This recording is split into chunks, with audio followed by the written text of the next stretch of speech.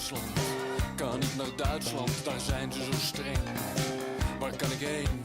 Ik kan niet naar Chili. Kan niet naar Chili, daar doen ze zo eng. Wil niet wonen in Kuwait, want Kuwait dat is me te heet. En wat Amerika betreft, dat land bestaat niet echt. Waar kan ik heen? Ik wil niet naar Noord-Ierland. Niet naar Noord-Ierland, daar gaat alles stuk. Waar kan ik heen? Ik kan niet naar China. Ik wil niet naar China, dat is me te druk. Ik wil niet wonen in Schotland, want Schotland dat is me te nat. En de USSR, dat gaat me net te ver. Is er leven op Pluto? Kun je dansen op de maan? Is er een plaats tussen de sterren waar ik heen kan gaan? Is er leven op Pluto? Kun je dansen op de maan? Is er een plaats tussen de sterren waar ik heen kan gaan? Waar kan ik heen? Ik kan niet naar Cuba.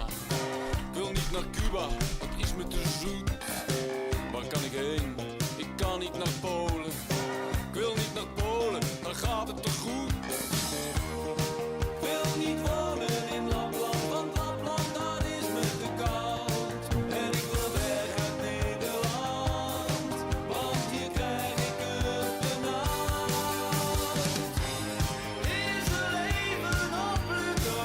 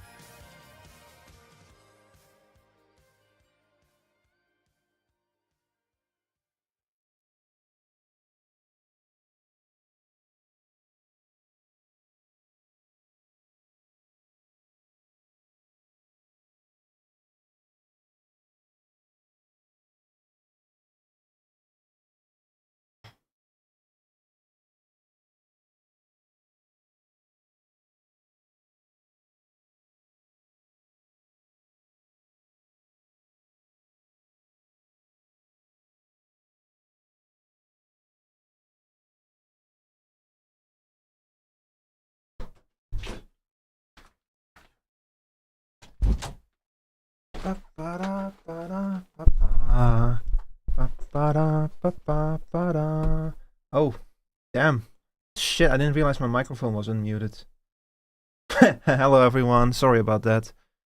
No, you remain muted. Oh lord. Welcome in everyone. Welcome in. Hi Timber, hi, welcome in.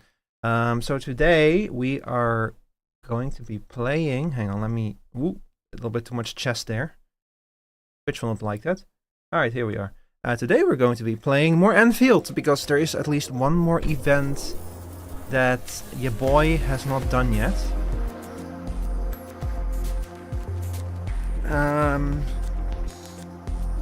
I think there's like something else expiring as well, but we're gonna do Gilberta's event today. I keep saying Angelina.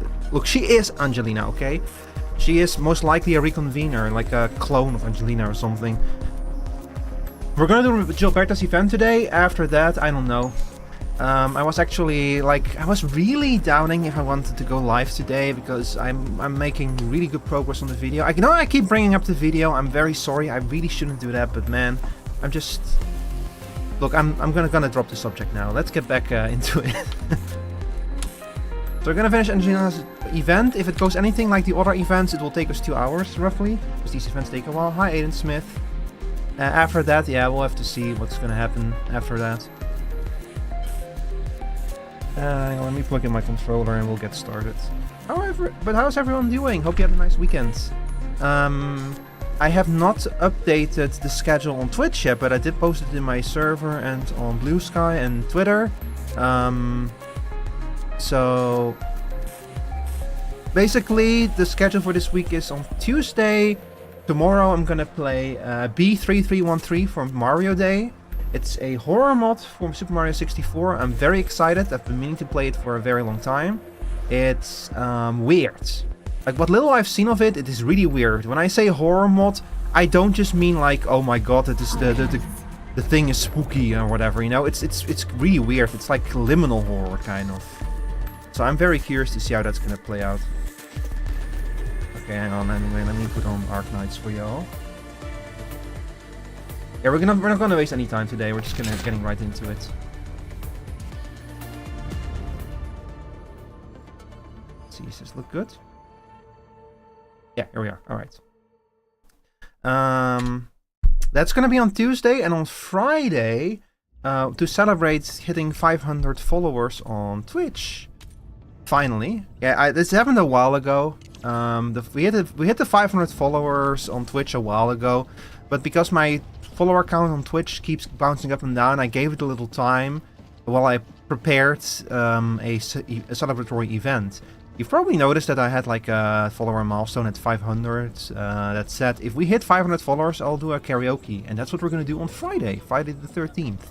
And Meep is gonna join me because I have no idea what I'm doing. I'm really glad that she agreed to help me out with that, because I have never done karaoke at all. So especially not as like on a stream as a VTuber kind of stuff, you know. But it's gonna be fun. If you wanna suggest a song for that, if you are like, you know, Rico, I really love this song and I would love to hear you take a wrench to this song, there is posts on Blue Sky and Twitter that you can reply to with your song, and there is a special channel in the Discord server that you can post songs to that you want Meep and I to butcher. Sorry, not butcher, I mean dismantle live on stream.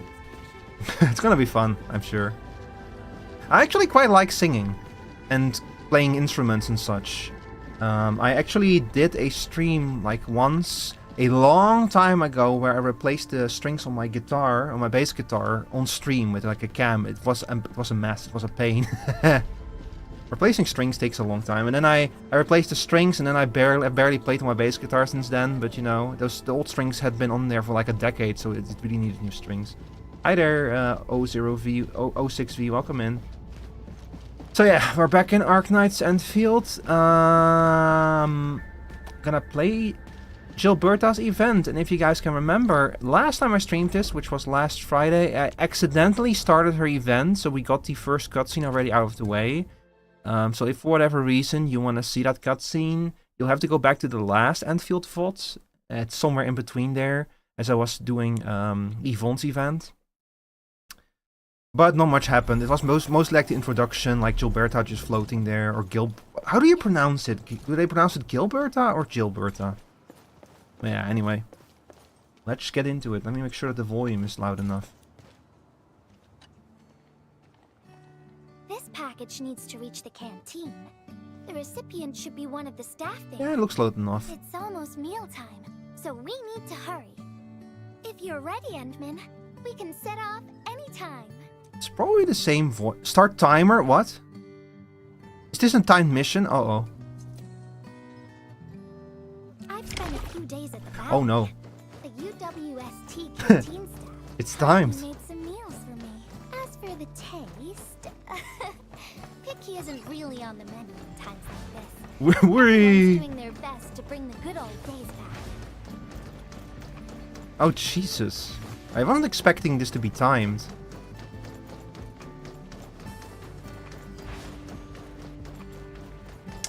So Gilberta is kind of interesting because she is the first operator that they showed who looks exactly like an operator in the original Arknights.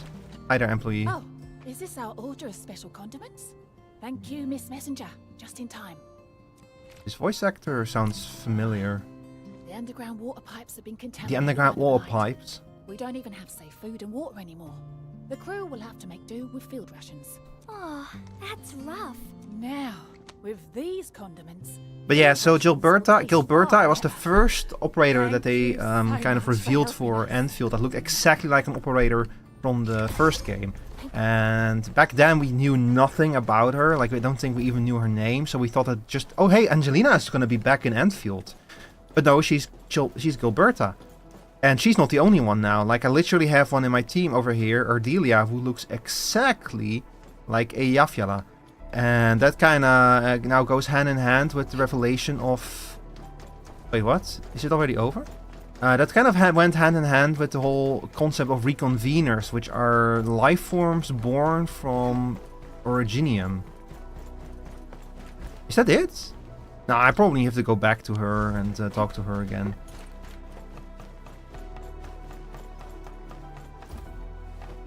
This game is very heavily hinting at that the overarching super evil from the first game, the darkness, or the light I think it was called, that it won and that it managed to exterminate life in some capacity, and that the administrator, thanks to Originium, was able to bring life back into existence. I'm not even like, this is not even like a story twist or anything like that. That's literally just theory so far. Like things that people have been theorizing about, that like some kind of battle was lost, and but we were life was able to come back thanks to Originium, and that explains why there are operators around that like Levitain over here who look exactly like operators from Arknights. In a way they've been cloned or backed up in some way, but it's all just a theory. It's not actually been hard confirmed, I think. Well, Levitain literally calls herself a reconvener, but it's also kind of questionable if they're really clones or not, because Levitain can remember her previous life as Surtur, but I don't know if like an operator like Ardelia can remember, or Angelina. I guess we'll find out, maybe? This would be the ideal time for us to like learn, because Surtur and Levitain were always a unique case, because Surtur was constantly losing her memories and everything. So who the fuck knows, really? Package description reads precision machine parts. I think this goes to the core AIC area. I've delivered plenty of things like this.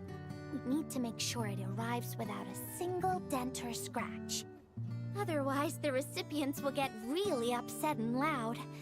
Fingers crossed for no hiccups. Tell me when you're ready, Endman. I'm ready. So I have absolutely no idea what's gonna happen anymore or not. The area was really devastated by the disaster. I wonder if things got better.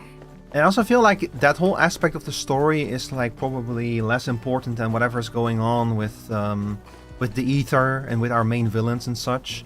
Like Rhodes Island was the pharmaceutical company that you worked for in the first game, and they are just another faction in the world now, but they're kind of elusive. But every single operator who's a carbon copy of an operator from the first game belongs to the Rhode Islands faction. I don't even know where to begin to describe it.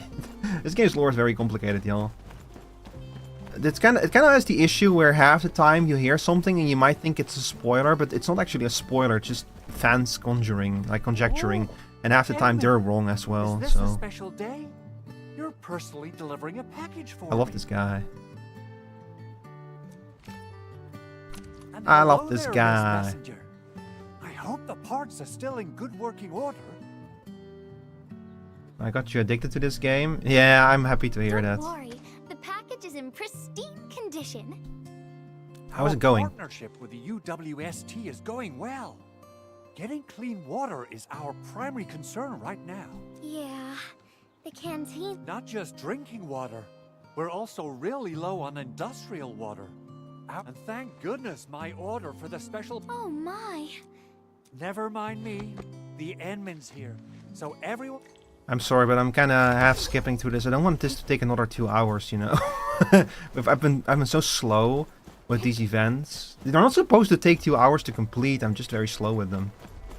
And mostly I want to get to like the good stuff because I know that something is going to happen that's going to like delve into Gilberta's backstory or something. Like that's how the last event, all of these events go. You start off by doing something for an operator, and then it turns into like a whole spiel that reveals you something about their backstory. Am I going the right way? Yeah, I'm going the right way. It reveals you something about their backstory. I wish that like I wouldn't mind having some kind of vehicle or something to move around areas more conveniently. I know that you're supposed to set up zip lines and shit, but I have total faith in you. you can still have something like a bike or something, you know, that will slightly speed up your movement speed through open world areas and still have the zip lines as a faster alternative. I saw this someone who set up like a whole chain of zip lines in an area so that they hit like the zipline limit on setting that up, but now they can very quickly move through that area whenever they want to. Final package. Description reads, if you're ready, Endman, we can set up. Let's go. This is this is like cozy game music, you know. Everyone in the medical bay is kind-hearted, but they have to handle way too many patients. There aren't enough beds, and people are running out of ideas. Seeing children in the medical bay also makes me really sad. None of them should suffer like this. Oh, they give me barely any time for this one. Man, speaking of cozy games, I have to admit, chat, I've been watching some people play that Bocopia game, and that game looks really cute. Really cozy. I'm tempted to pick it up. But apparently they've run out of supplies of it or something. Thank goodness it's finally arrived.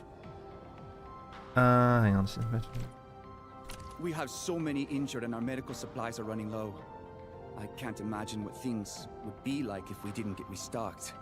You two are true lifesavers. Oh, and Gilberta, while you were away, little Carly refused to get her Carly! again. Again, but I told her she'd get a prize if she took her medication properly. All right, Carly.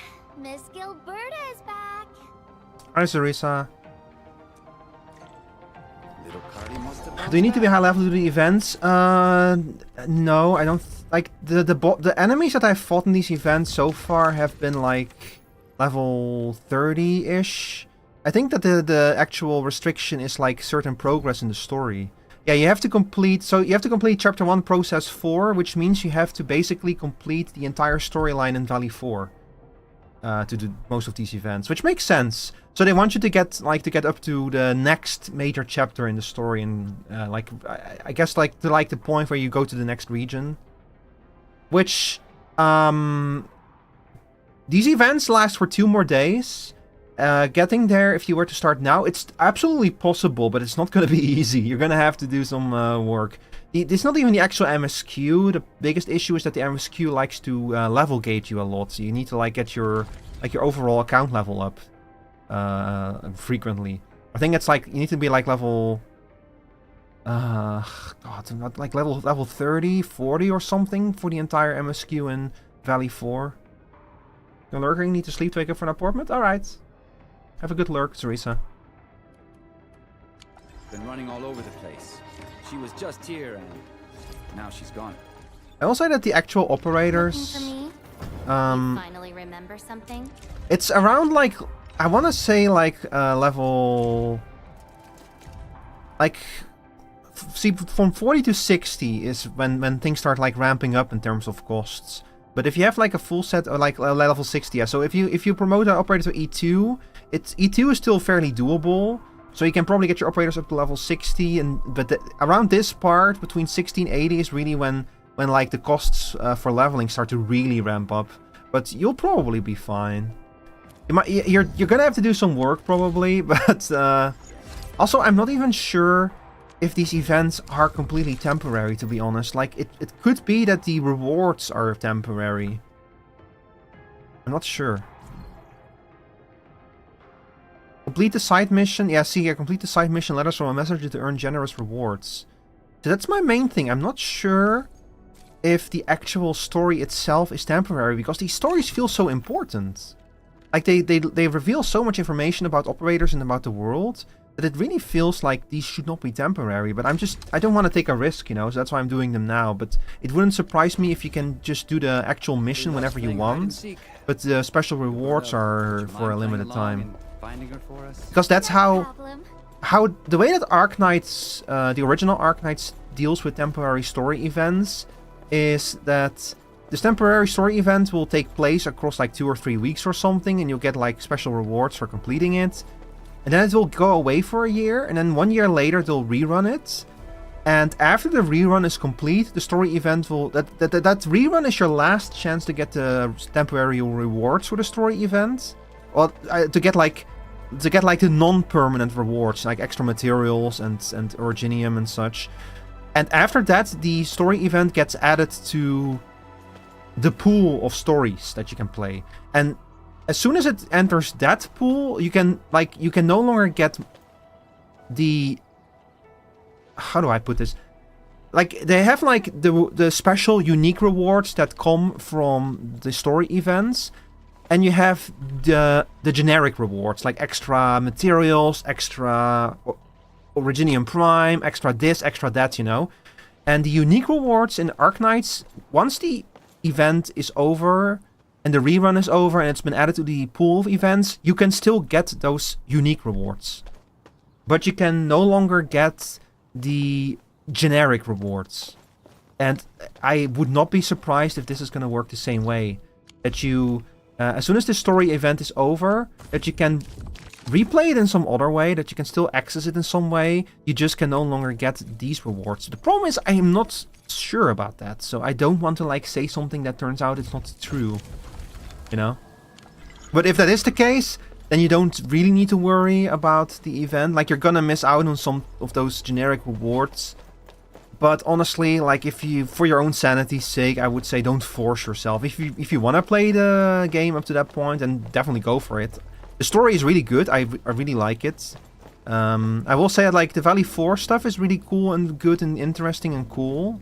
And has a very cool finale. But it's like, once you get to the second region, that's when the game kind of does the same thing that Final Fantasy XIV did, where... Once you get past the first chapter of the story, basically, that's when it starts sprinkling in the spice, you know, where you start realizing, wait, there's more going on here. This is a bit more complicated than I thought at first. This is a bit more complicated and interesting, and there's more going on, even with the villains, than I thought at first. Like, they are more than just generic bad guys, kind of. Like Final Fantasy XIV did that, because as soon as you finish the 2.0 storyline and you enter 2.1, they introduce you to the character Elidibus in Final Fantasy, who is allied with the... who is an Ascian, who the Ascians in Final Fantasy XIV are the main group of villains. But Elidibus does not quite operate on the same level as the other Ascians. He has different motivations. And that's the first time a Final Fantasy really makes you go, wait a second, there's a bit more going on here. And Endfield does something similar, where once you're done with the Valley 4 storyline, that's when it starts throwing in just a tiny little curveball, you know? Just to bring a little bit of balance. Like, right when you're starting to figure things out, there's the curveball. It's not big, but it's there, and I really like that. Because I really like Final Fantasy 14, and this reminds me of that. Sorry, I'm getting distracted again. Where do I go? We were trying to find this girl, I think. Oh my god. Hopefully it's redoable. I don't have a ton of time during the week. Yeah, I mean, they would be crazy not to bring these events back in some way, you know? They would be absolutely out of their minds if they didn't do that. I cannot imagine them not doing that. Because that's one of the big reasons why I never got into Genshin later. Is because there's just straight up important story events in Genshin that you cannot do anymore. Never, ever again. You know? So, like, I'm like very much like, what's the point of getting into Genshin now if I'm just gonna be missing major story beats. So I really hope that they don't make that mistake with this. It took them a long time to start bringing back story events for the first game, because originally, after like the 1 year rerun was your last chance to play a temporary story event in original Arknights, and then it would never be back again. I was so happy when they started bringing back an archive of them, so you could replay them whenever you wanted. That was such a good update. I really hope that they carry that forward into this. Okay, but I do need to check where the fuck I'm supposed to go now. Hang on. Here we go. Oh, I'm not tracking it. That's why it keeps disappearing. I should have stayed there.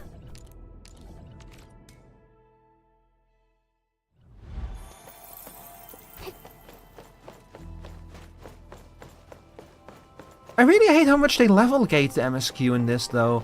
Like, the fact that you every few quests they just go like, okay, now come back when you're level.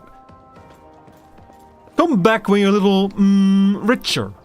The fact that they do that every few main scenario quests is so annoying. Found you, Carly. I win. I don't want needles. I want to play with cameras. Nobody likes needles, but I mean, well, some people probably like needles, but. Cameras? So you weren't just running away from the needles because you were scared? The security guard gave me his old camera. He also told me I'll become a great photographer. I'm the ghost punisher of children who refuse injection. Liar,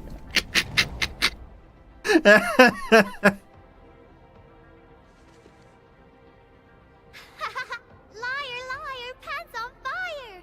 You're just an admin. I love how goofy you can make the administrator. Great photographers never miss their injections. But I can't even take a proper photo. But what does that have to do with your ability to get injected? What photo should I take? I don't know. My rock photos look ugly. My rich Neum slug photos look ugly. The long ears kept jumping around. And all my photos ended up super blurry. Maybe try snapping things you like, Carly. It'll be fun.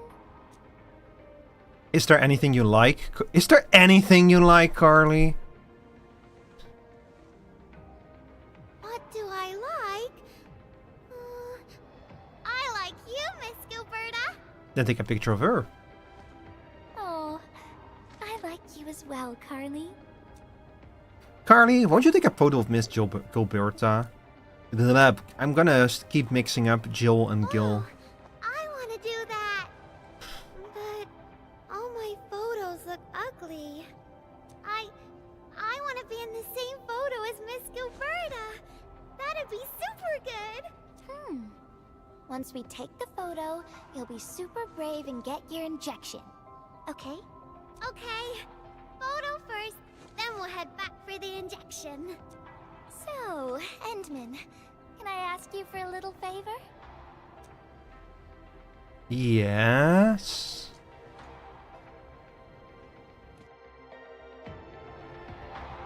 Oh. Look at the camera. Say cheese. Cheese!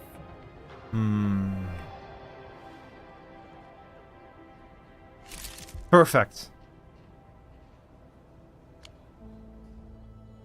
Wow! Such a pretty photo! I know, right? I have a really good eye for photos. Endman, please! Sure, kid. I don't know how I did. I just pressed the button. Gotta work on the focus and the white balance. The more the more of the drywalls in there, the better.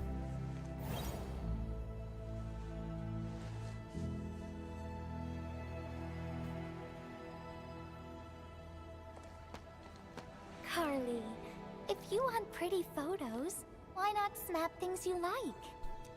And I know you like orange juice, Dozy the plush, and visiting the Gramps and Grannies at the worker dorms. Gramps and Grannies?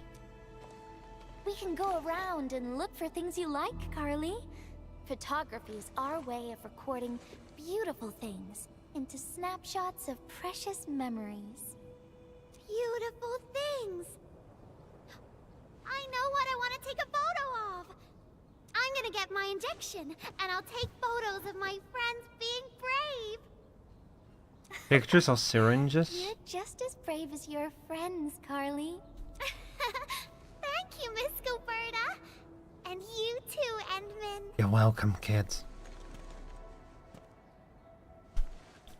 Oh, the name Carly is forever ruined for me. It's because of that show iCarly. I always think of iCarly. No. What I meant was, I what? really like photos, but I was just thinking about what I said to Carly. I told her to find things she likes. What do you like, Gilberta? But I'm in a heap of a mess myself. I can't even figure out what to write. And I never found the courage. I know what you are. What is it you're holding? Nothing. It's just a letter. Let's just talk about something else, Endman. Why don't we look around and see if anyone needs help? Brother, why are you waving that thing in front of my face if you're just gonna hide it when I point it out? Anime trope number 56, variation B. Oh shit, the owl. Edmund, we got a situation. What is it? His portraits look so serious, but then you actually meet him and he's just like a silly guy, you know? Remember our water purifier project? No. Mr. Andre, you've already mentioned this before. Yeah. Guess I was getting a little too desperate, and I forgot all about it. Yeah, Big Al. I love him. He's such a great character. Anyway, Supervisor Perlica just replied. She reviewed our asset register. It should be somewhere right outside the Ether test site. I love how I also love his voice acting. The voice actor did a really good job finding like a voice that works for like an owl, you know. Honestly, the place where it's registered seems rather odd. Honestly, the place where it's registered seems rather odd. Ooh. The crewmates of the power plateau should have retreated to the worker dorms already. Can I ask you to check the worker dorms and figure out what happened? Also, this music, by the way, is one of my favorite songs in the game. It's like it has that, like, you know, like that getting down to business kind of vibe to it, you know? Like discussing important things. This is the kind of music that you, like, plot your master scheme to, that you play 4D chess to. What a coincidence. We're right in the worker dorms. We'll ask around right away. I keep thinking this game shouldn't be good since it's free, but it keeps proving me wrong. Well, that's the whole thing, you know. If you have a game that's free to play, but it has like cash shop elements in it, you want to bind people to it. And there's many ways in which you can manipulate people and push their buttons, but especially with how competitive the gacha game scene is, and how competitive the games industry, and especially the gas section of the games industry is in general.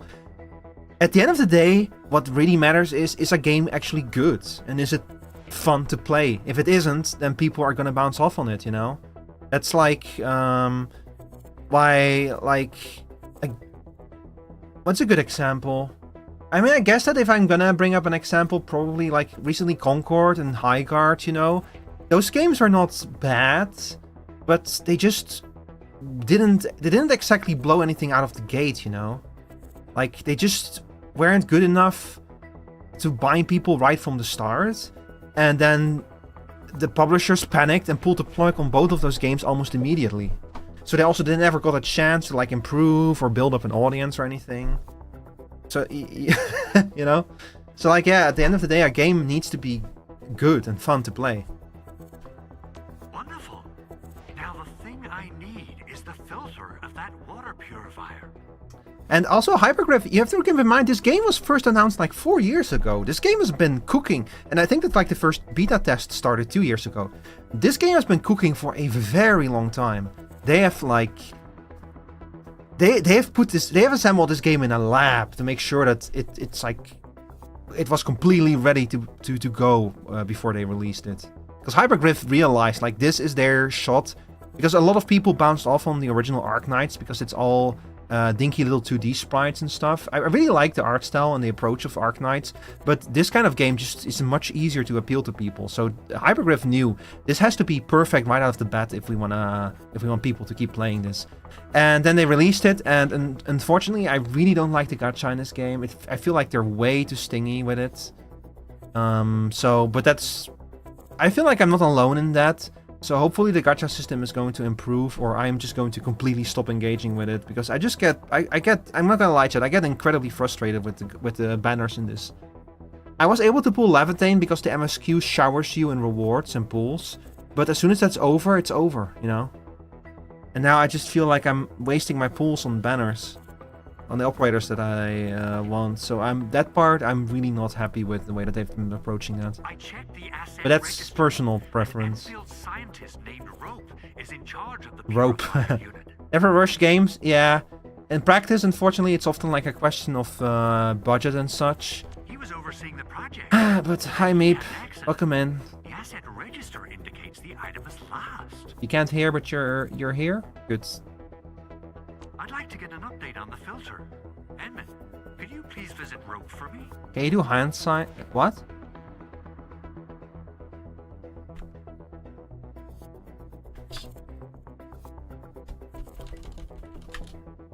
Can you do hand signs, she says. Leave it to us. I could look into the... Doesn't Twitch now have built-in CC?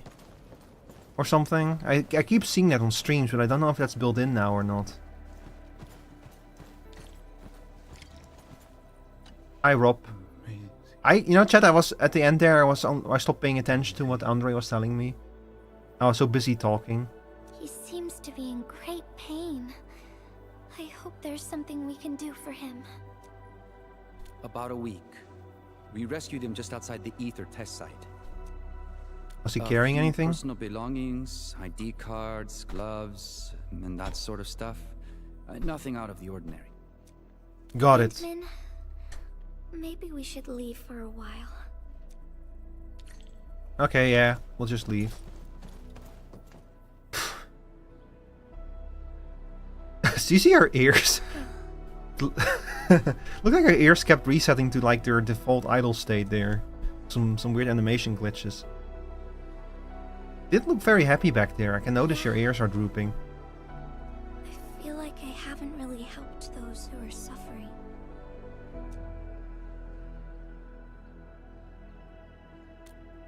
You know, I need to check if I can get some small improvements on my 3D model. I want the ears to be more animated than they are right now. I could have arrived at the valley sooner.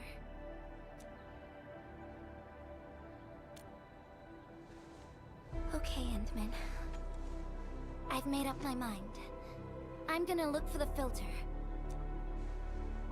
Be my guest. The less I have to do. You gotta let me do something. I can't just sit around feeling bad and helpless all day. No. That still sounds sad and depressed. Alright. I'm doing this because I want to help everyone.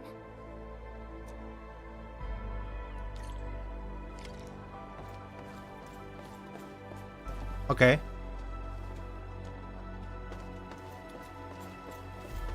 Oh yeah, it's at the power plateau.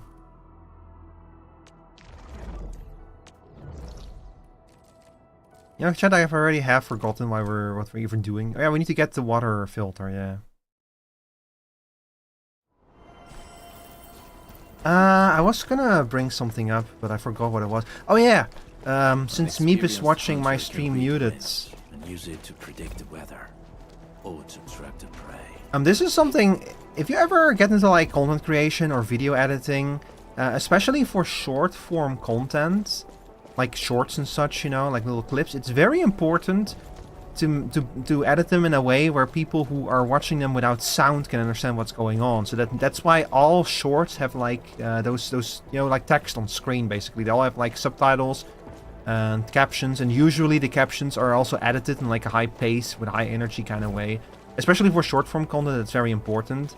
But I feel like I'm currently like, so I'm working on a video. I've been working on it for like a long time because I add captions to the entire video, and I try to edit them with a certain amount of energy and pacing.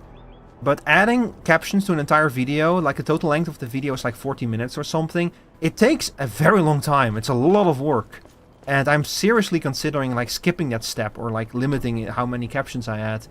But the thing is that it does allow people to watch, they could basically watch the whole video without sound if they wanted to. I just don't know if there's any point in doing that for like a 40-minute video. But I have gotten positive feedback to it in past videos, because it's not the first time I've done that. So, I don't know, it's like, it's a lot of extra work, but it's, I think it's actually worth the extra work as well, because like I get positive feedback on it, but man, it takes so much time and work to add though. To add like it to the entire video. Hold on, you're going in. I found ways to speed up the process, but it's still a lot of work. For one thing, the site is still quite dangerous. Our rescue teams can hardly carry out their work in there. You can also reason that it's the fact that it's so much extra work is what makes it worth doing, you know. But I have to go in and find a piece of very important machinery. If you insist. But do you really have to go in there? It's alright, I'm going in with her. Well, since the admin said so. Is this a German accent that this guy has? Fine, I'll grant you passage. But as part of our safety precautions, do not stay in there for more than 60 minutes, even if you fail to find your thing. Nothing personal. Just trying to keep... Yeah, I think that this is a German voice actor.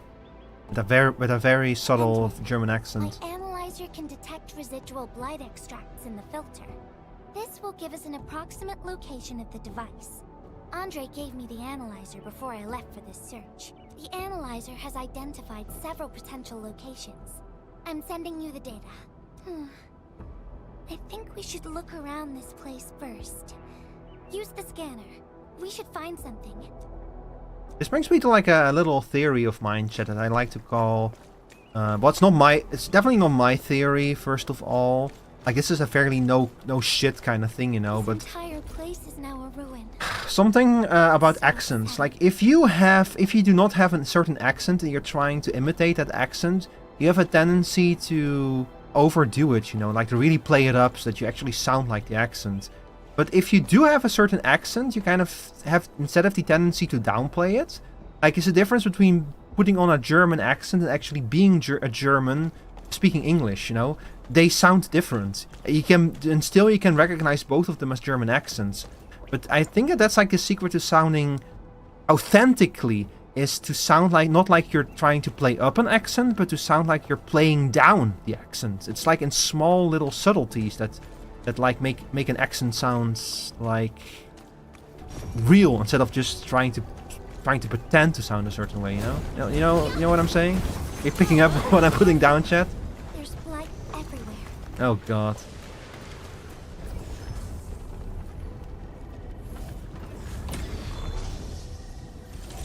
Hang on. There it is. I didn't realize that you could actually walk down here. This area was blocked off. See, this is another reason why I think that these events are probably going to be permanent.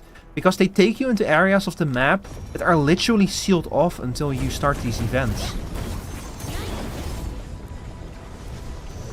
So, I'm very certain that these things are going to be permanent. You dig around and find a note hidden in a bottle. Day 5. The filtration unit's design flaw is worse than I feared. At least I was exposed to the contents. Already my mind slows like rusted clockwork. I must keep blap from touching it. These battered lab tools will suffice. Just need to patch the breach. Blap! What is this? 100% have a weird accent Someone too. leave this behind? Yeah, it's the same for me. Like I have a Dutch accent technically, I think. The funny thing is that I know what a Dutch accent sounds like, and I personally think that mine is not too bad. Like I've like heard Dutch people speak English who have really strong Dutch accents. Like they speak English well, but their accent is just so strong and overwhelming. Day 19. I can no longer gauge my own deterioration. The blight steals time itself. Phantoms flicker at the edges of vision. Sometimes a shadow that might have been me. They dissolve at my touch. My memories bleed away like sieve-held water. I rewrote the safe's code. A failsafe against forgetting. Remember the duty. Remember him. The name part has been blacked out. Yeah, what's going on here?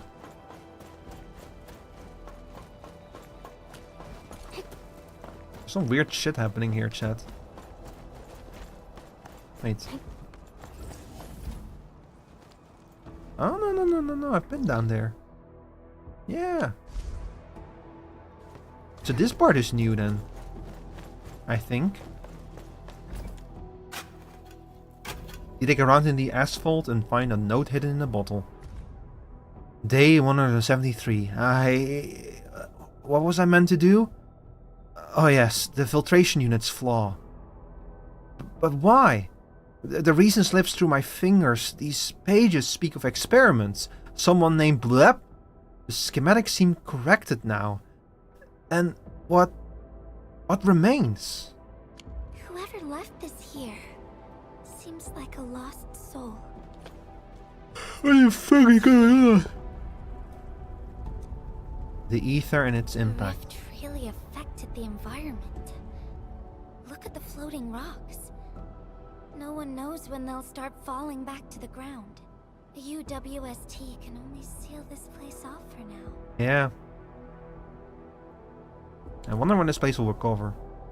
We can only pray that time can heal these wounds. Oh, Entman.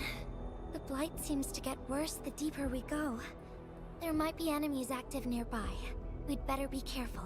Yep, the blight does tend to do that, yeah. Wait, huh? Go to the next location? It's getting pretty late. Let's find...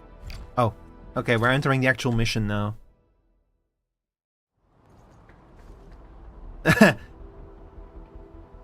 She's very cute. I'm kind of sad I didn't fool her. To save the day. Messengers Oh. always deliver. Incredible, right?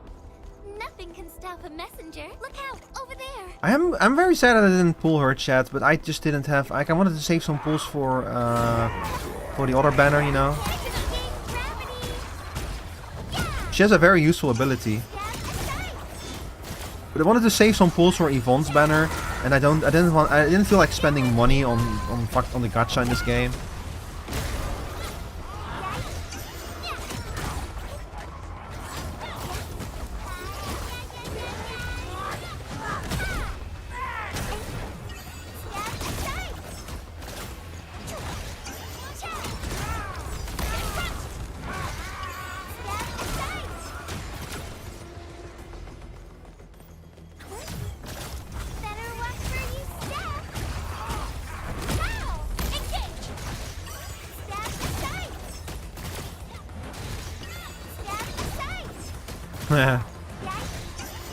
So this is what it's like to play as Angelina. Angelina is a very interesting operator in the original More enemies Arknights. might be hiding nearby. Endman, we gotta keep going.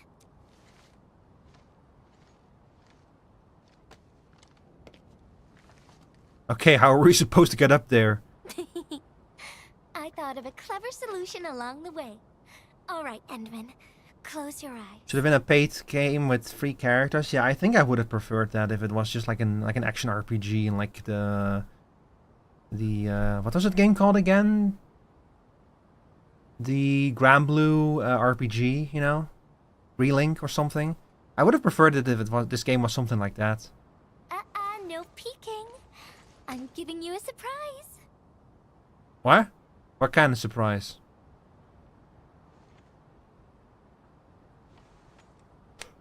Oh my god, why is my brain like this? I'm sorry, chat, I don't know why, but my brain suddenly... My head's suddenly like... It's like someone is like putting a cushion, stuffing a cushion into my head. You're feeling much lighter, right? Let's hop on. Oh shit! Or they'll really We got catch up we with got the us. moon physics.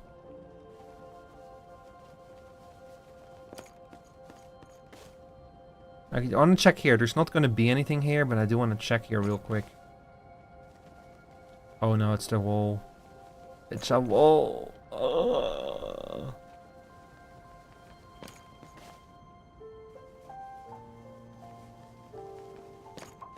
But yeah, it just means that I'm gonna miss out on a lot of characters since the gacha is so stingy.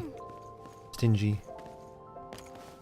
It was the same in OG Arknights. Like, I actually paid for like the monthly pass in Arknights for a while. But I still didn't have enough to get like all of the Ever tried operators. living in low gravity? Takes getting used to, right? Oh my god.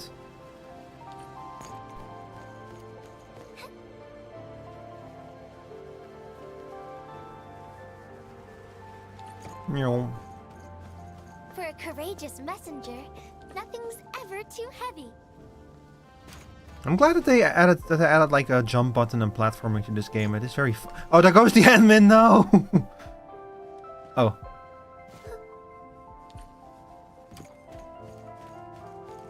Could you imagine if that was just it for the admin? Just imagine yourself as a kite and feel the ephemeral link between your body and the land. And that is the trick of flying. Man, if only it was that easy. But yeah, so the thing with Angelina in the original Arknights was that one of her skills had a passive effect Over here. where Is it's... a UWST safe? Perhaps the filter we're looking for is right inside. So one of her abilities had like the passive effect that it would apply a passive heal to every other operator on the field. So they would just passively heal the entire time, like over time, as long as Angelina was like was not actively using her skill. And the cool thing about that effect is that it even affected operators that could not be healed normally, like Mudrock. Mudrock is a very good tank operator, but her whole twist is that she generates her own shields, but she cannot be healed by medic operators. But Angelina's heal overrid that ability and would heal even Mudrock. So that she was this really interesting, cool operator with like very unique effects that barely any other operators had. Hi AF, I'm doing well, thank you for asking. How are you doing today? I always like trying to build Wherever I look, strategies around I see Angelina because nothing she was but just... these horrifying She had things. such special, unique abilities. Another one of her abilities was her ability to lower the weight class of enemies, which made certain enemies that should not be able to be pushed normally suddenly pushable. And if an enemy in original Arknights is pushable, you can throw them into pits and instantly kill them, which is very useful in certain stages. This land has been torn apart. People have lost their loved ones, their friends, and even their dreams. Their hearts, too, have been torn into pieces. Especially if you combine her with the operator Weedy, who has like a push machine that is a bit stronger than most push operators. So Weedy can push more than most operators. Angelina can lower the weight class of enemies to make them lighter. And the two of them combined can like move mountains if they combine their abilities. Where am I from? I'm from the Netherlands. What you're hearing here is a Dutch accent, technically, I suppose. Although, compared to some people I've heard, I feel like my accent is not that strong. But it's really hard to judge your own accent, you know, if you're forced to listen to your own bullshit all day and night. And fragile. It's like a fine, downy feather. And also like a polluted orb of glass. Gilberta, are you okay? I'm alright, Endman. Good to hear. I was just thinking, if we fail to value what we have, those sweet moments might slip right through our fingers. I wonder how much she remembers.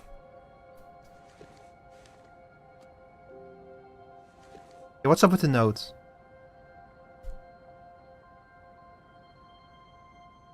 Endman, Yes. Ah, fuck.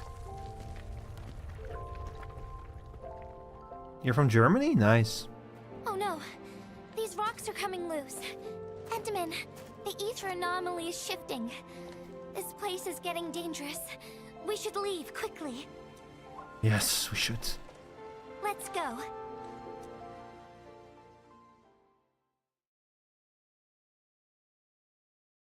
Rhodes Island is a pharmaceutical company that blah blah. Over here. Ow! I was looking all over the place for you. The Ow, monitor bro. told me you went into the place for a salvaging run. I was so worried. Don't worry, I literally have Lady Anti-Gravity over here with me. Nothing could have gone wrong. 2 Germans in the chat, nice. I've noticed in my YouTube stats that YouTube has a tendency to recommend my stream to like Dutch and German viewers. What? It seems you actually found the thing. Speaking of, I think that this NPC over here, the Serious Monitor, I'm pretty sure that he has a German accent as well. I didn't expect anyone to salvage anything from that place. You Enfielders make me more impressed with every passing day. From that place, you Enfielders make me more impressed with every passing day. It's like that R, that impressed with every passing, and then that pa instead of passing, you know, the passing day. Because that's what that's the kind of German accent that I heard from my German co-workers back in the day. When we spoke English. Looking at the bright side of things, I really hope our partnership with Enfield continues well into the future. But on the other hand, it won't be long before you simply outpace the UWSG and leave us in the dust. Yeah, this guy is 100% like an actual German voicing this character. The safe is locked. Oh, it should be locked according to our SOP. God, the UWST and their fucking standard operating procedures. In emergency situations. But I'm seeing plenty of scratch marks on the safe. So I believe it's been left behind for quite a while.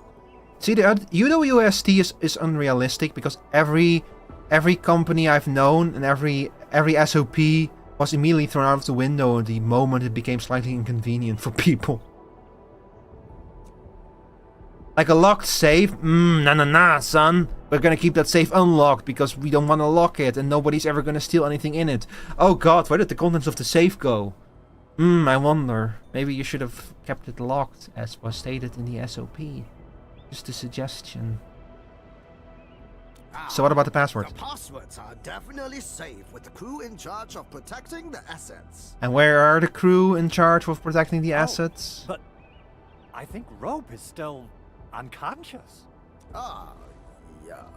That kind of complicates things. By the way, chat, I want to point out that Andre is wearing Crocs. Like, literal Crocs.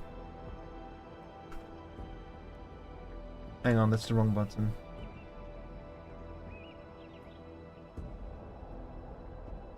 Like...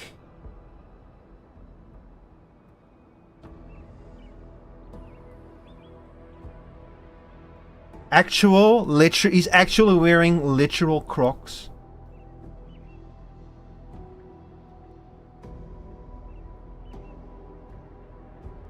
He's such a dork.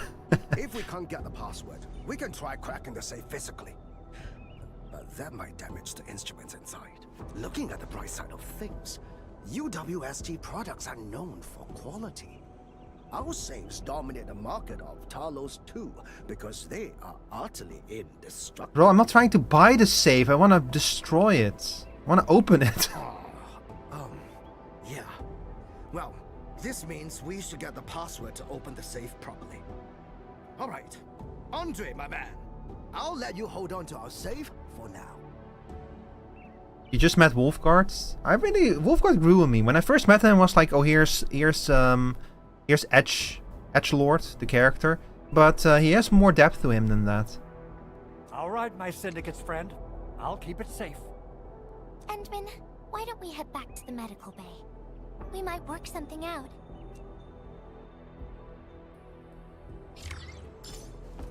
Hey, nice. Where are the missed parts? Let's see, let's check on Rob real quick.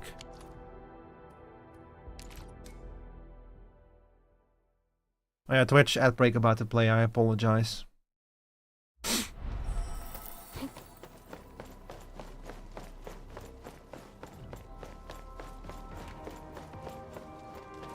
By the way, I don't know how to feel about the joke that there's a literal gambler, like a literal fucking jet. What do they call this thing again? One-armed bandit, you know?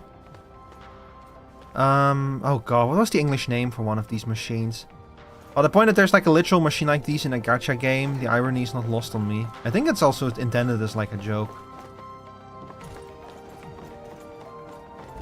I'm pretty sure the actual artists and designers of this game were like, to them, the fact that it's a gacha game was probably like of second concern. Like they just wanted to make a world that's as cool as possible, you know? So anyway, how's Rob doing? I see. I think he's trying to say something. Maybe we should get closer to hear him better. Maisie. Maisie. Is he saying Maisie? He's been unconscious for a few days, but he never stopped mumbling this word. We're thinking that Macy might be a person's name. Maisie. It might be a pet's name as well. We're also handing out supplies today. Most of the Syndicate's crew should be nearby. Endman, let's go try our luck and see if we can find someone who knows rope. Any Maisies? We'll speak with Carly first. Maisie? Is that Uncle Rope's good friend? She actually knew something? Oh no, she didn't. She was just making shit up. Hi. Hazy? No idea. I'm a little busy right now. Why don't you ask around over there? Wow, okay. Goes back to staring at skis. You know what? These are Endfield Industry skis, so I'll allow it. It's about to give us money. Hi. I don't remember seeing someone named Maisie. Maybe it's a pet's name, but Rope never kept pets either. He was assigned to Valley 4 last year, and we don't know him very well. The young man really keeps to himself. But he seems pretty close to a girl who works outside, though. That's the only time we ever saw him running around outside. Usually, Rope locks himself inside his workshop. But she seemed to leave the valley after a while. Perhaps she's the Maisie you're looking for. When is the next big update for this game coming out, by the way? Oh, fate really has a way of dealing her cards. I know that the new banners and the upcoming operators have already been announced. It's gonna be Tang Tang and Rossi. Tang Tang and Rossi, which absolutely nobody is surprised by. I can't help you much, but you've got a pile of books and documents. But I wonder if it's going to be accompanied by a new story chapter. Egghead. Go through his stuff. You might find something. I can imagine it's probably going to take them more time to make new content for this game compared to the original Arknights, because the production values are much higher. Let's see. Water. Wrote Maisie in the appendix of this document. Hi there, old man. Hi there, Wilbur. Rope as a girl? Wait, I thought that he didn't have eyes, but he was so far zoomed out that it didn't show them. Wait. Well, since you're helping out Rope, I happen to have his comm device right here. See if you can use it. Comm device? That's actually a very personal belonging. Hey, I'm not some weird old man. I was part of the Syndicate's security. Everyone who enters the factory area has to deposit their comm devices at the gatehouse. Gotta protect our secrets, you know. And it's an easy job for old semi-retired boys like me. A child of Atom says, "Hello there, child. May I interest you for a place under Atom's children?" Rope dropped this comm device in the wilderness and someone picked it up. The young lad didn't want to take it back and told me I could keep it. I held it here since I have a feeling he might change his mind eventually. Look, all I'm gonna say is, there's a reason why you haven't heard from Megaton in a while. You know, and also why you probably shouldn't go near it without a Geiger counter. Ugh, awkward.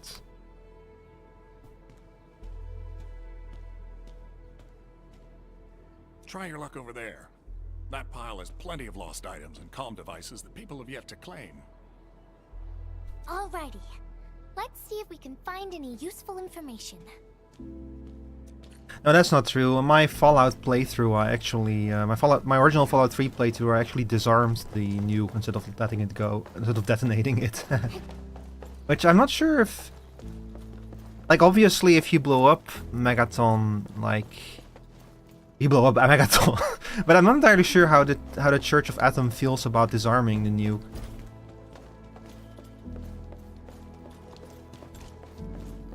How do you feel about disarming the nuke?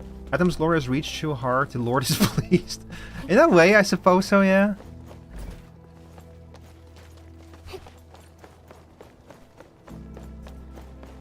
It's gamma radiation, you know, it goes right through you, all the way to your heart. And into your DNA. I had a meeting at Park 2 today. She said she'll wait for me.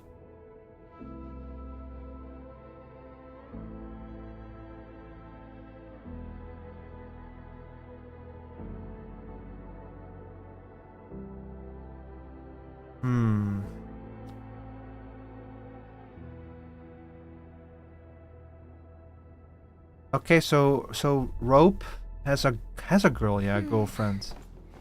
They actually found out quite a bit. Endman, found any leads? Just pulled a lash. I had them in my team for a little bit until I switched to Wolfguard. Can't figure it out. We have too much info. Macy's probably the name of his patent. Yeah, I think that Macy might be the name of his patent, but then who's this girl this lady who keeps smiling at him? Maisie definitely means something important to him. In any case, we should try opening the safe. I agree, we have like almost a little bit too much of it. It's radiant warmth waits for your body to open for the other worlds. Not going to blast me to another world, that's for sure. Hi Andre. What's up, Al? Andre, you're such a hoot. Oh, yeah. I suddenly remember Rope being a well-known workaholic. Oh, ain't that convenient? Try using Maisie.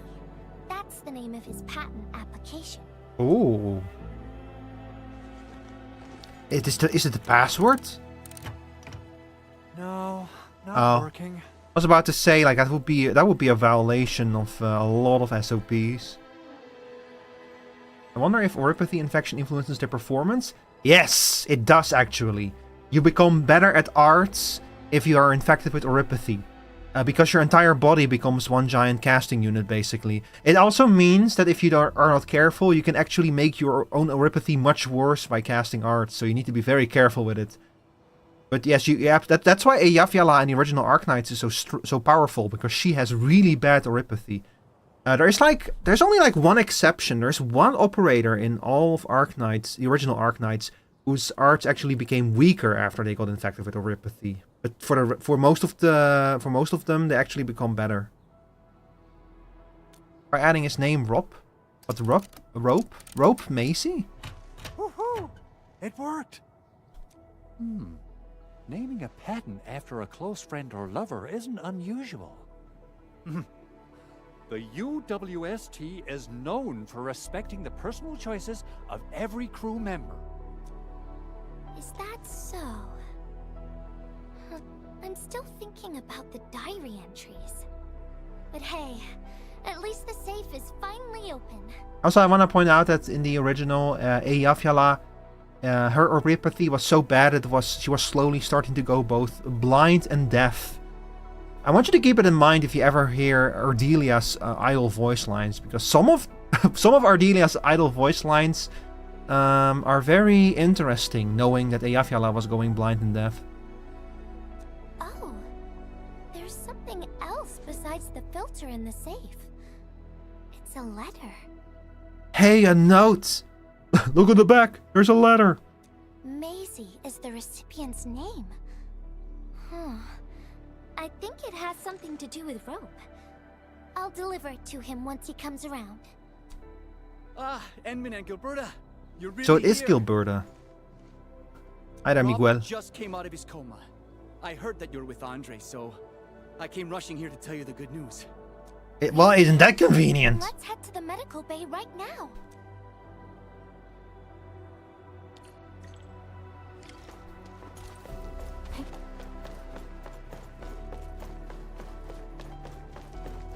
Alright, let's go see what's up.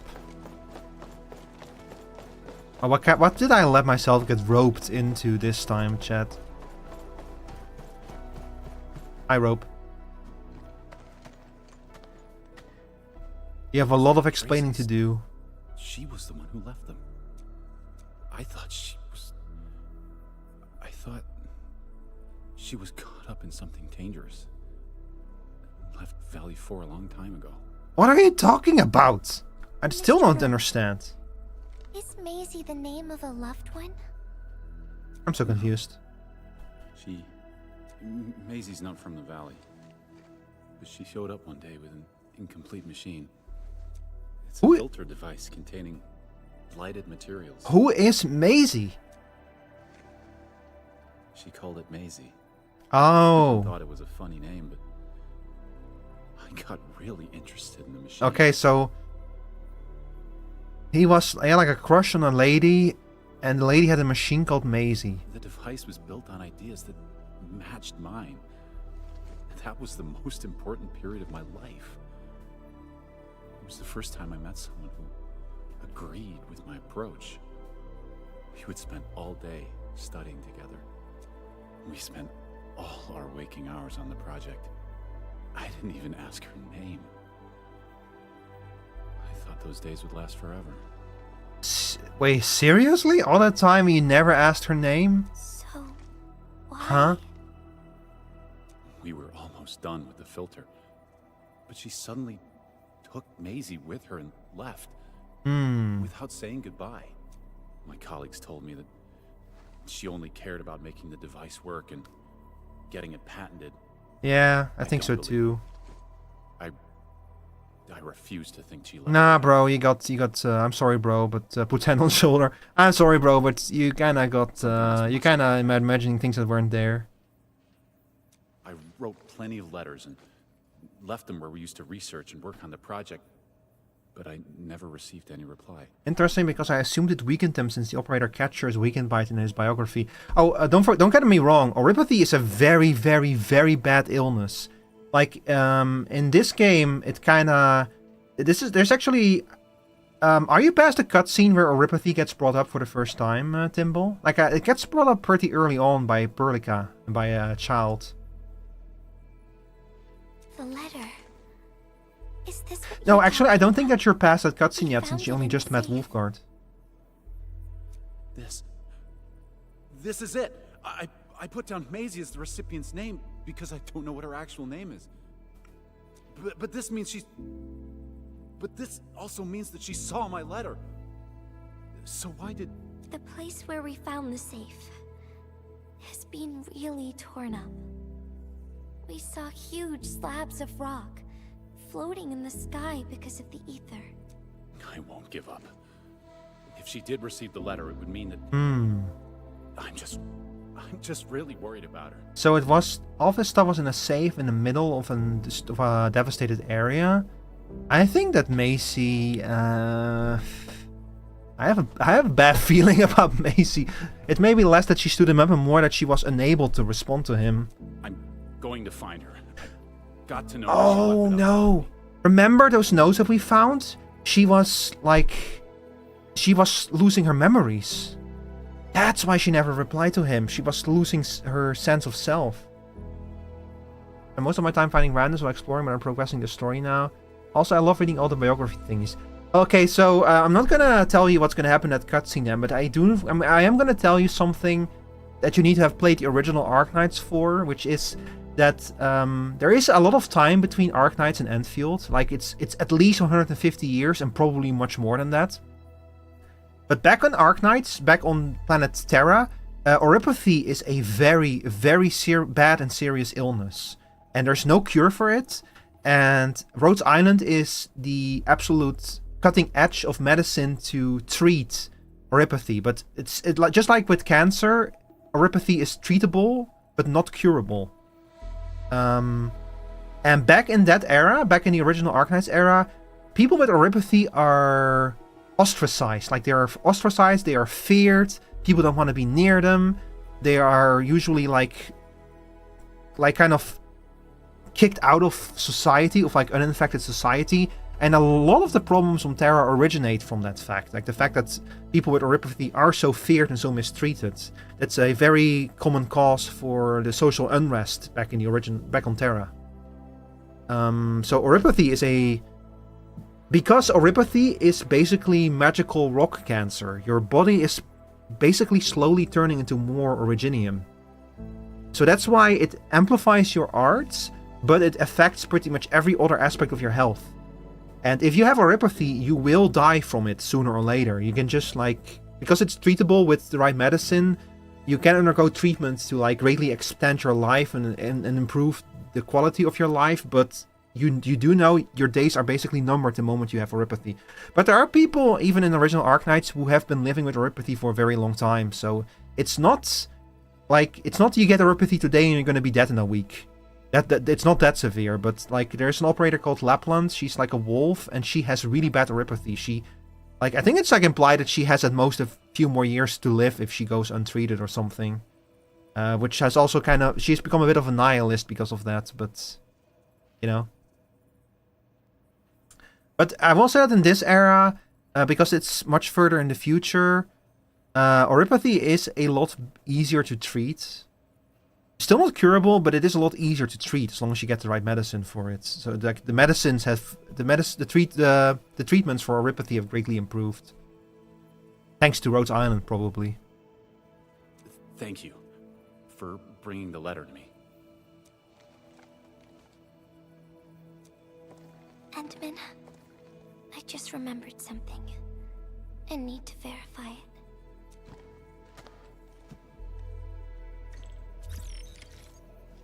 Andre sent a new message. I got Outpost. Oh shit, water?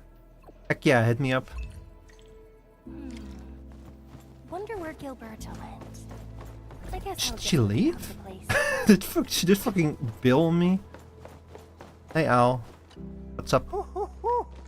We got the water contamination issue all figured out. Today's a lovely day. What a day! What a lovely day! The reconstruction of Valley Forest makes significant progress. Endfield has proved itself to be a most indispensable friend. We couldn't have done it without the UWST crew. Administrator. Without the filtering device you and the lady messenger found, we would be days behind schedule. Where did Miss Gilberto go? I was hoping to thank her in person. Well, I was kind of hoping you would know, because she just built on me. Endman, I think I found something. It's near the... Oh. She found something near the power plateau.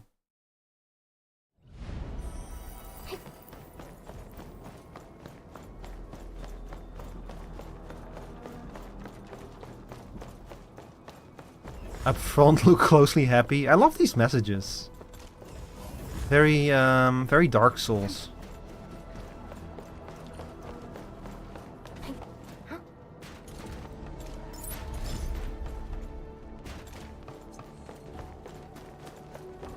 Man, I need to put Dark Souls back on the schedule. We've been stuck in fucking Lost Isolith for months at this point. Wait, what's this? Ooh. Oh shit! I didn't mean to activate it. Oh well.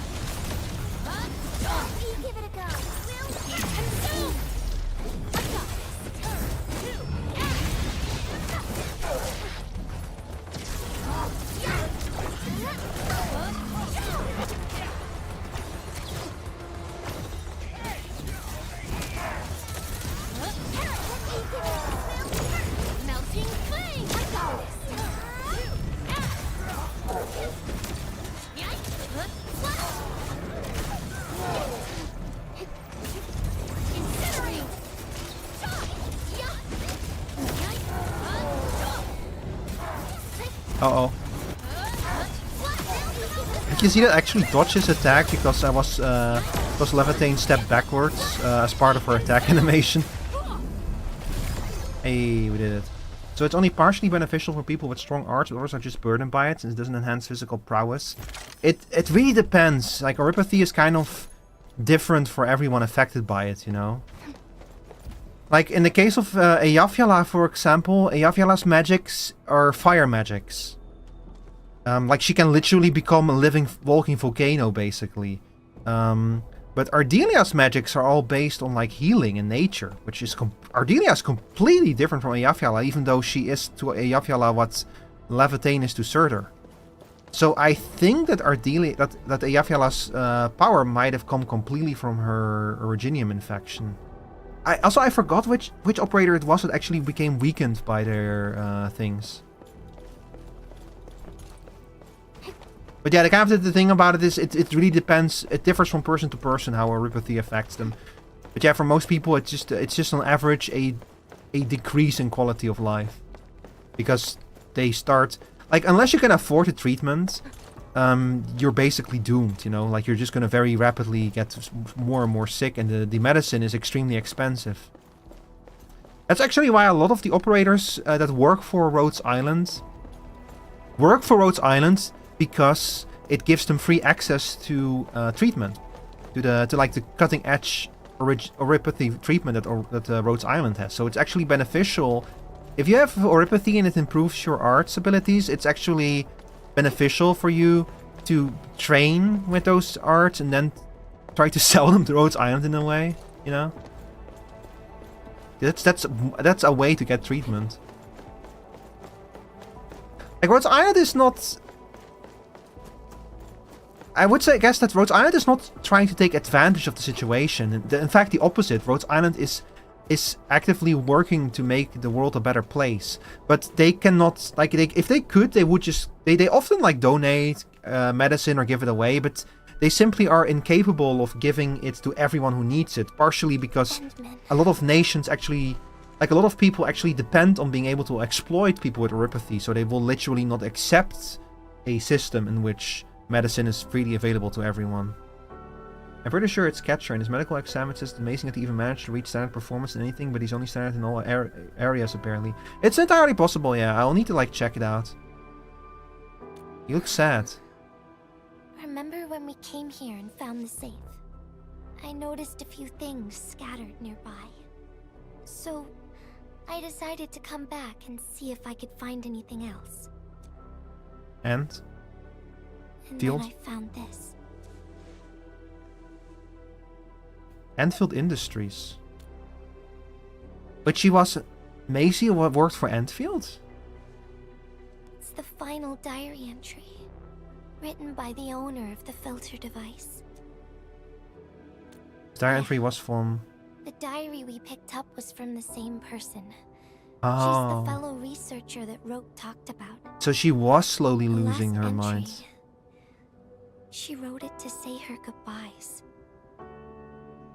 Oh man. Contact with blighted materials affected her mind. She knew early on that she was gradually losing her memories. She found the problem with the filter and became the first to be affected by it.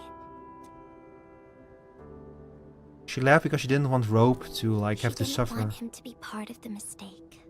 Damn. And she chose to tackle the final issue on her own.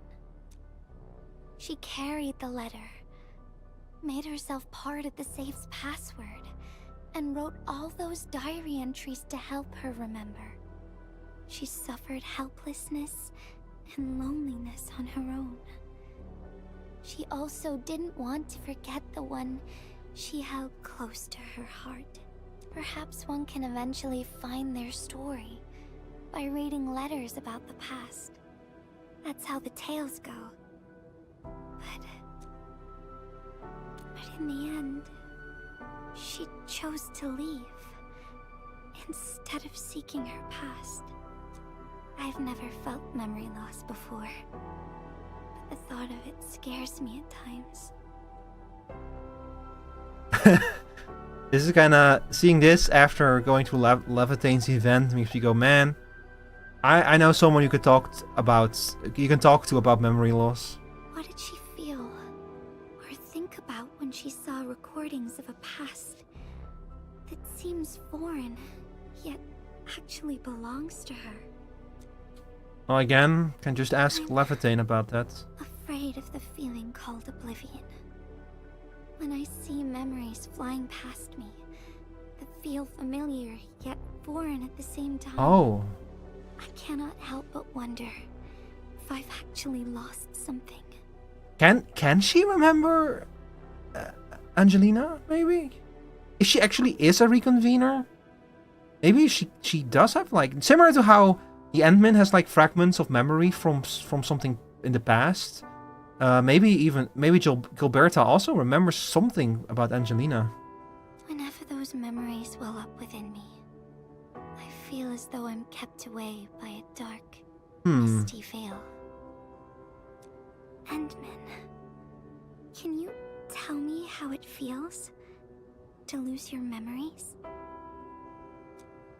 Yeah, well, it kind of sucks because everyone knows things that you don't know. And unfamiliar. It's like coming home and finding a walrus sitting at the kitchen table and you're the only one who seems to notice. Is that so? If you know what other references to chat, Nothing to fear. you are cool. Because I have you with me, Gilberta. And everyone as well. That's what Levitain told me. Do those memories frighten you? They never have. I like those memories. It may not be mine, but thinking about them makes me feel warm inside, like the sun itself. So, I really do like those memories. Not only that, I'm totally in love with the memories that I made on my own.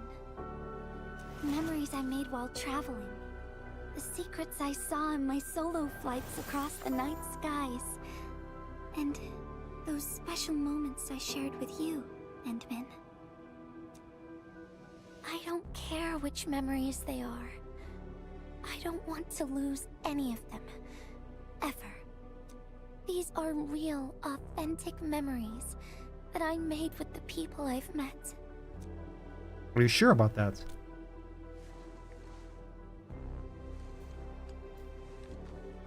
Thank you, Endman. I don't feel confused anymore. I'll treat these memories like precious gifts. Yeah, those boots would be matter horrible where if they it came rained, from, because they would just collect all of water. them are now mine to treasure. Sometimes I feel everything in this world is just so ephemeral and delicate, like bubbles of water. All it takes is a simple slip to lose those beautiful moments. But that is also why I'll do my best to keep these important memories safe.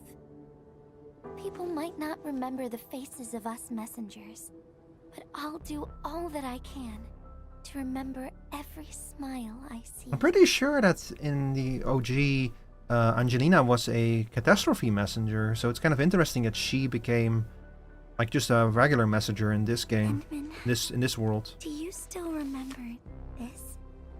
What? Have we met before? Now I know who to send this letter to. What is in the letter, though? Please. Oh. Ah, shit.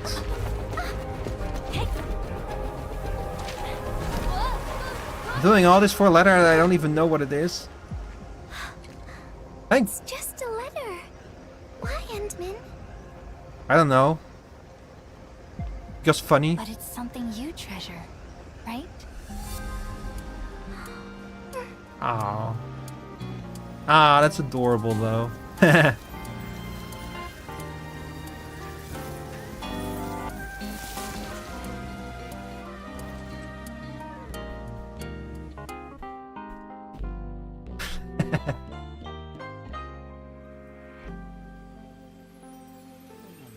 What if we held hands as we plummeted to our deaths?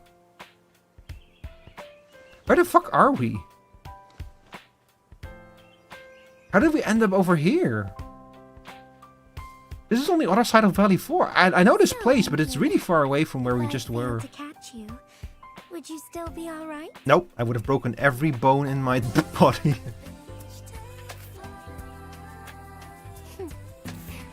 I knew it. The fucking smile, a goofy smile on the Endman's face. I'm really happy. You spent all this time talking with me.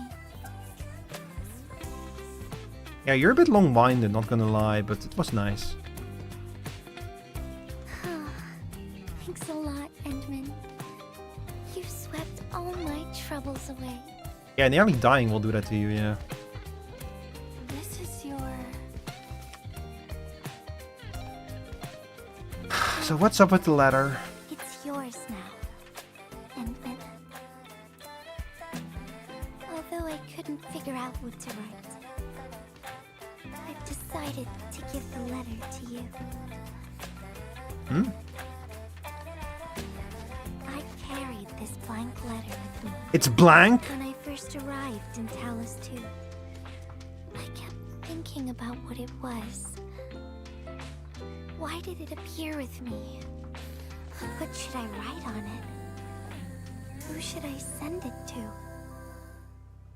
Note how she said when I first arrived to Talos 2. She didn't say when I was born or whatever. No, she said when I first arrived. Are you from... How old are you, Gilberta? You are a reconvener, there's no way around it. Important on it. And send it to someone very important as well. And yes, there are so many stories, so many troubles, and so many feelings that I want to share with you, Endman. But I haven't figured out what exactly to write. Take your time. Can I still keep it?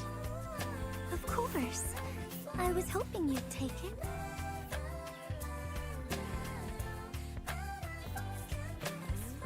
I can only imagine that her outfit must also work thanks to her anti-gravity arts, because there's no way that would stay on otherwise. When that happens, I'll ask you for it and return a proper letter to you.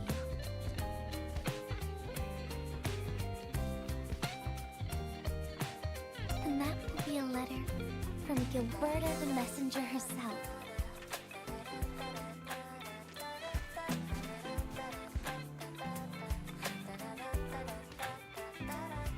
Oh, by the way,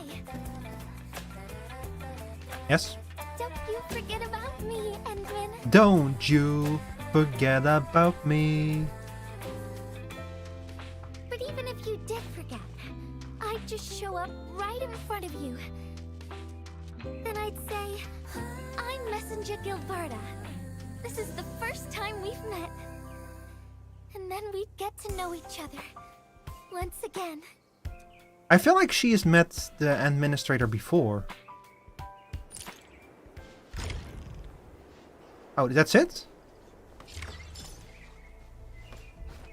Damn. Okay, that event didn't take as long as I was expecting it would. It's definitely a shorter event. Alright, let me take a look at Catcher's profile. Looking for me. What? Operate still waiting for... Over. What a beautiful... Lash, Last Ride, Leaf Bang, Shahi. I believe we should be better prepared. I see what you were talking about. Ah, shit. I hate...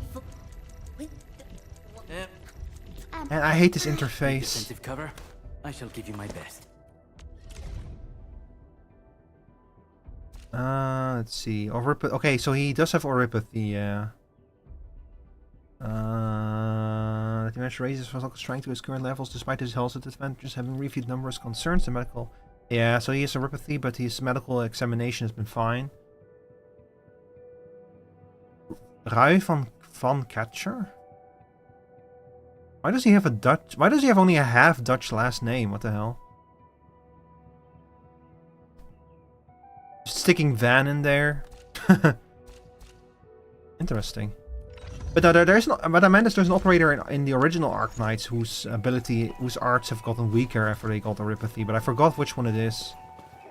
I have like a friend who knows pretty much every little aspect of Arknights lore. I need to ask her if she can, like, if she remembers. Actually, let me do that right now.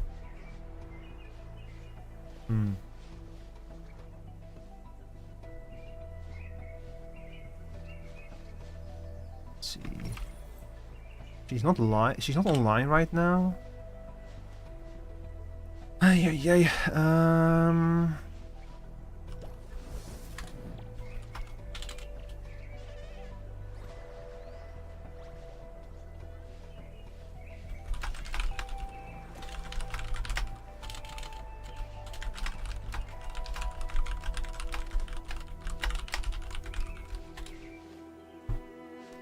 It's probably gonna take her a while to respond, but next time I stream this game I'll have an answer. Oh, what else is there left now?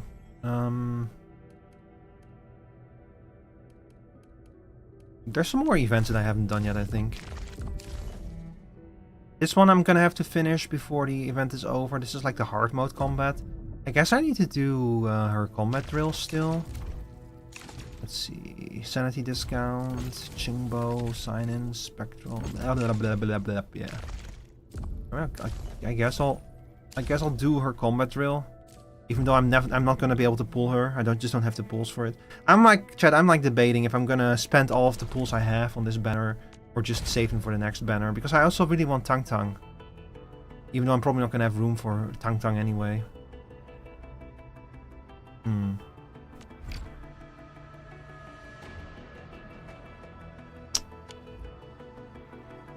90 pulls to guarantee. I have 3 more pulls of Originium. I could make a 4th pull if I convert my Originium Prime as well. Sorry, that's 30 pulls. 40 pulls if I convert my Originium Prime. Which is nowhere near the amount of pulls I need for the guarantee. Hopefully that character's in this one too. Would love to see them. But the one that's like their abilities became weaker. Oh, Aesthesia, yeah. No, Aesthesia actually is a very cool character. Yeah, she's one of my favorites.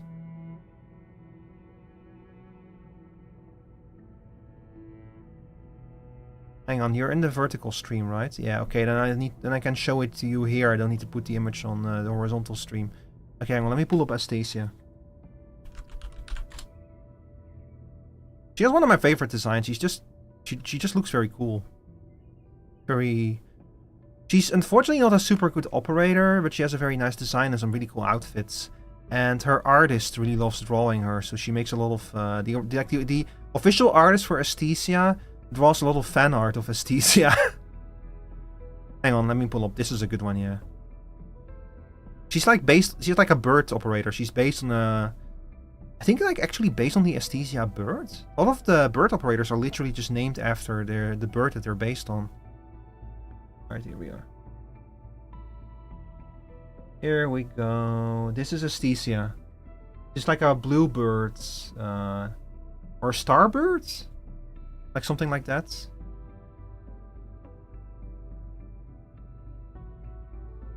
Are you gay? Kind of a weird question. You are correct. That is a very weird thing to ask someone as your first message in a chat, yeah.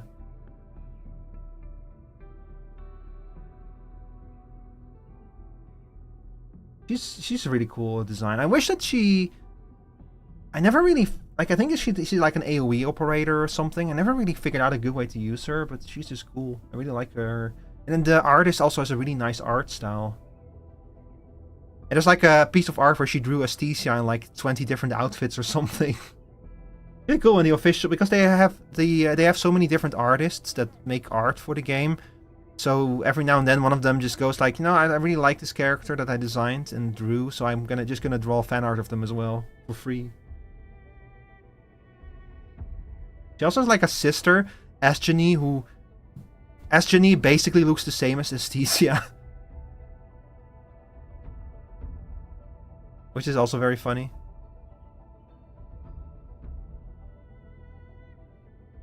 Hello, I saw you play okay, so I came to check it out. Hi there, Sora.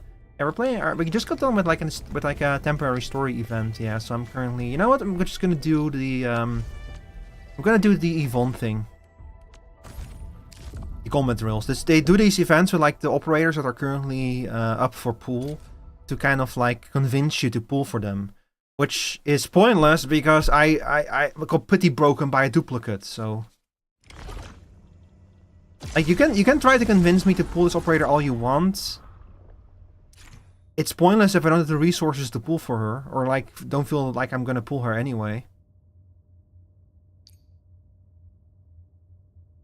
Yvonne's battle skill can consume all of the target's cryo infliction and nature infliction stacks and forcibly add solidification. Although, man, it sucks because I think that her abilities would be very useful for the right team build.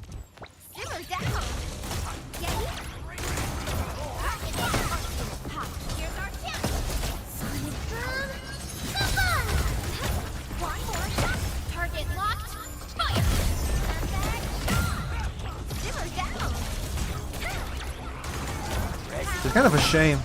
I wouldn't mind pulling her so that I could try to build a cryo team around her.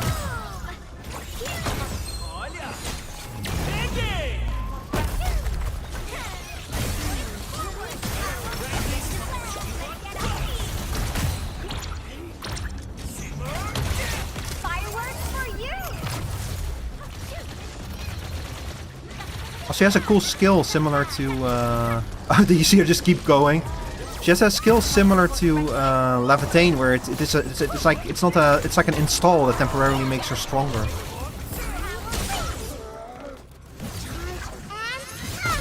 Are you looking forward to Tang Tang and Rossi? I would be if I had better luck with my pulls in this game, but I'm not gonna pull either of them anyway. So, like, that's my one gripe with this game is I really don't like the gacha system in here. I pulled Levitain and it was the last time I pulled an operator I wanted. Fortunately, Levitain is so strong that she can carry a team on her own, but... I really want Tang Tang though. She's so funny. She's such a funny character. And one of my friends is a snow leopard, so...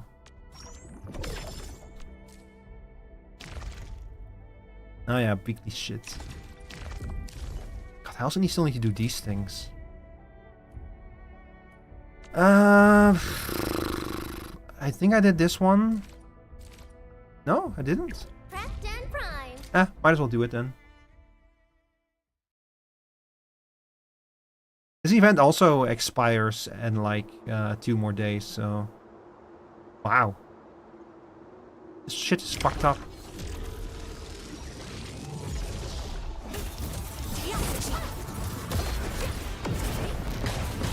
Ow! Shit!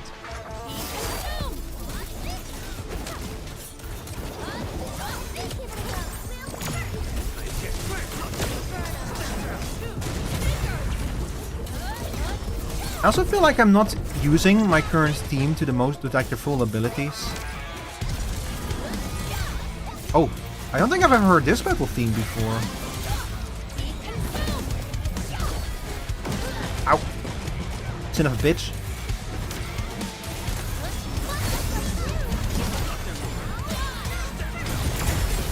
Yeah, fetish.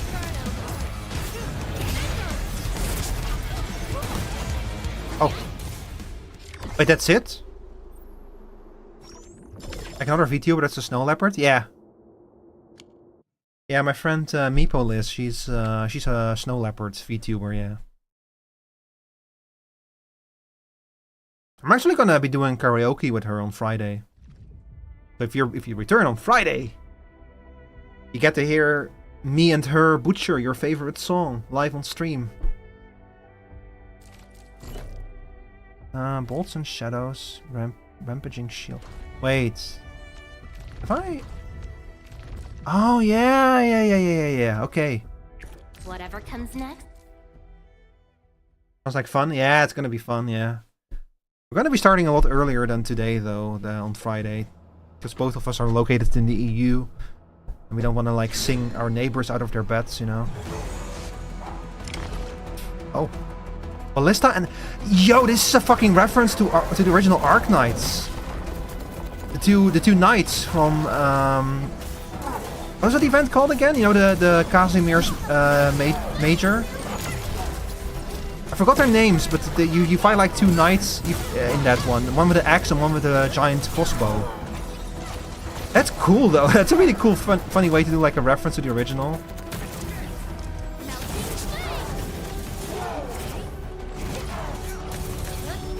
As long as the Blood Knight doesn't show up.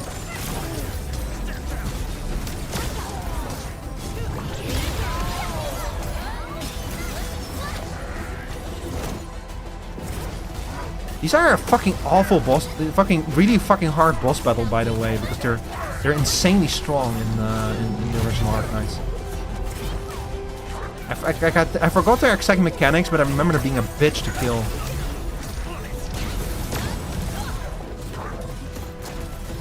I'm pretty sure that they also showed up for one of the contingency contracts. I think it's like if you kill one of them, then the other one goes like batshit insane or something and rages. If I'm correct. In like original Arknights, I mean. I don't know if they're gonna do something similar here. They might.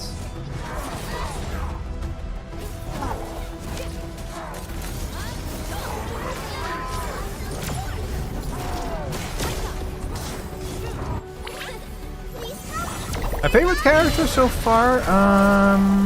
That's a good question. I need to think about that for a little bit. Because it kind of, I guess, like in terms of combat, it's probably Levitain. In terms of design, it's Snowshine though. Like I really like, I love Snowshine's design. She just looks very cool, you know. Like literally, because she's wearing a fucking outfit that exposes a lot of skin, even though she's supposed to be like a polar ice bear. Oh shit. I also like that she uses a big shield and a big sword. I just like, I built my entire current team around Levitain, but Snowshine is the reason why I want to build a cryo team eventually. Man, Yvonne would have fit so well into a cryo team.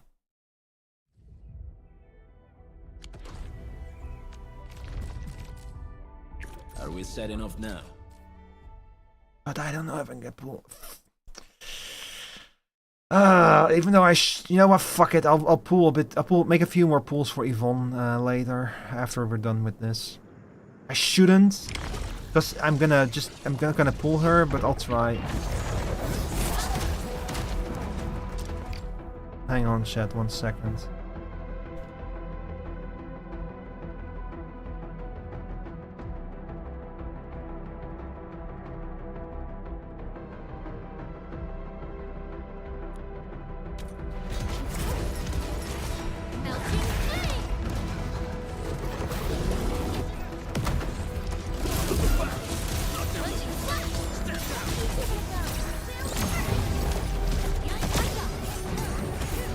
She can like absorb nature and cryostacks to apply solidification directly to enemies. Sounds like a really useful ability.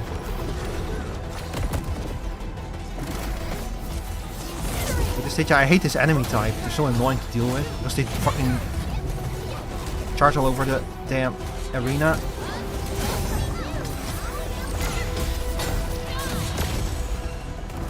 Oh god, there's another one.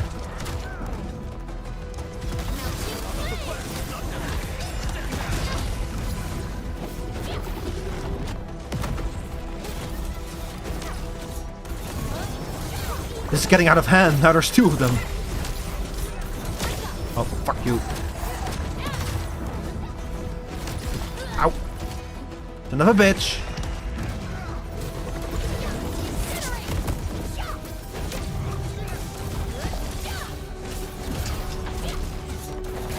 Because at the same time, the one who's alive is gonna keep healing? Oh no. I can see that higher difficult version of this map is probably gonna be a nightmare then.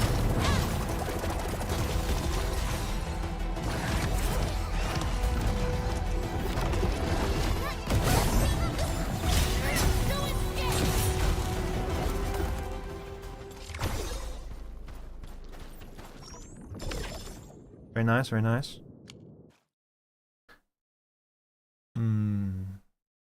I think I'm gonna go to a teleport point. I'm going back to the Dijang real quick. It's because it's easier to do most things from there.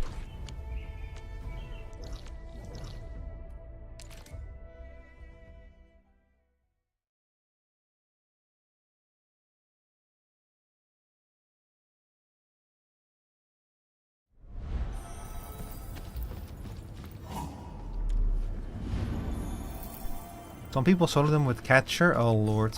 I don't think I can do that. Man, I still need to do my daily stuff as well. Well, my sanity is fairly low, so I probably don't need to spend it right now.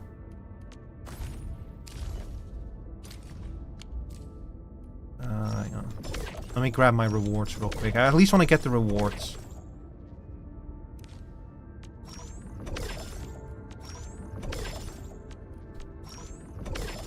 An Umbral Monument completes. Challenge any inorganic construct stage. Agony mode. Oh god, they all want me to do this shit in agony mode as well. Let me see. We'll try this one first. Yeah, agony mode. I can pull off. I can get away with a lot because of how strong Levitain is, but like a game mode specifically designed for that. What? Why are you over there? Oh, that's why. Ow.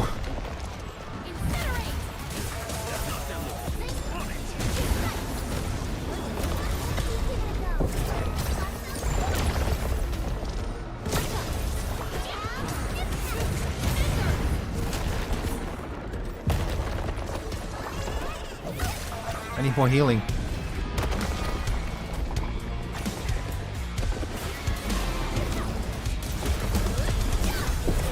Oh my god, this guy really enjoys fucking bouncing up in the air, huh? Oh. I got him though. He's only level 60.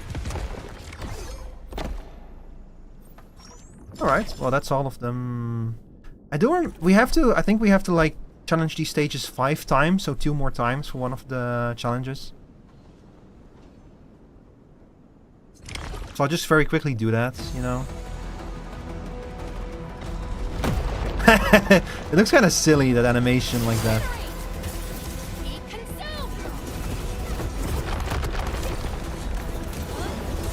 The potato phone cannot handle it. I would suggest installing the computer on your. If you have a computer, I would strongly recommend installing the game on that.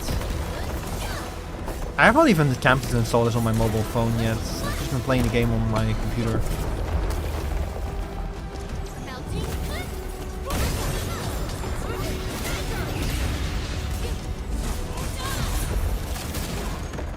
Wow. I'm gonna push over this way. Words claimed. We'll just retry.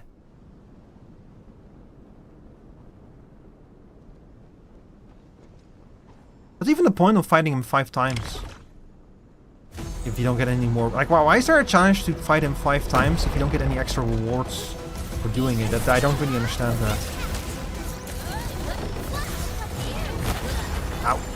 Ow, ow, ow, ow. Oh, I just wanted some healing. Well, I can fix it because I don't know what my cat managed to do with it. I have a PC, but it's currently in the shop for repair. Oh. Your cat broke your PC? Damn. He was out to sabotage you, your cat.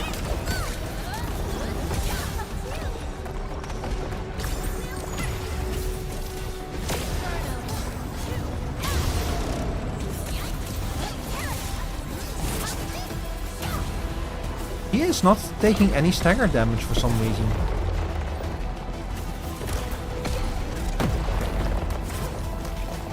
It's kind of weird.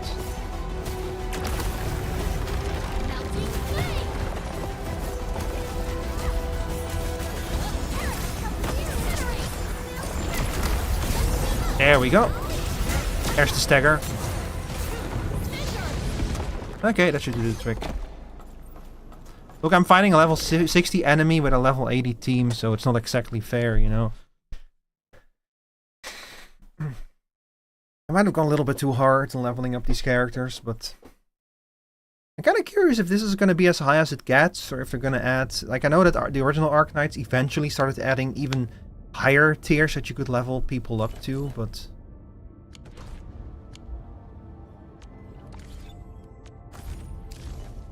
it was like, it got like really stupid. It was like the special, like the module system, which also allowed you to specialize your operators a little bit more. Okay, challenge any inorganic construct status in agony mode. So we have to fight, we have to Forsaken by the Land in agony mode 1 time. So it just says challenge, funnily enough, so I don't think you actually have to win. Which is kind of interesting. I guess we can do this one. Let me see. They're gonna be significantly stronger though. Like once you go beyond a certain elite tier, the enemies become way stronger. Oroberil. Oh yeah, I can feel it.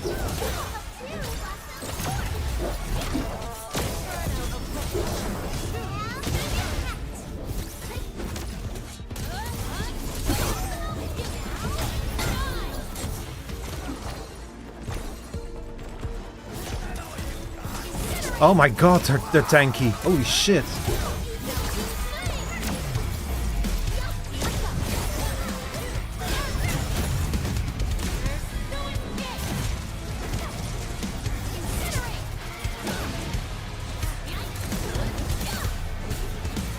They're really tanky.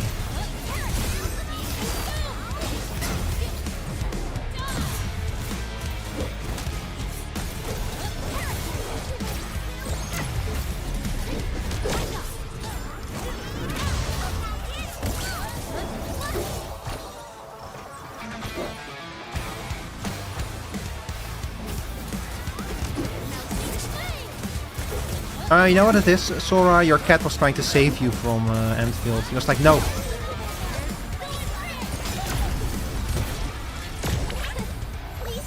Did you start playing? Yeah, I started playing on release day. I actually I streamed the entire MSQ. But I have not been keeping up on my daily super well. I got kind of... I want to avoid getting burned out in the game, so I can kind of like deliberately try not to go too hard on it, you know?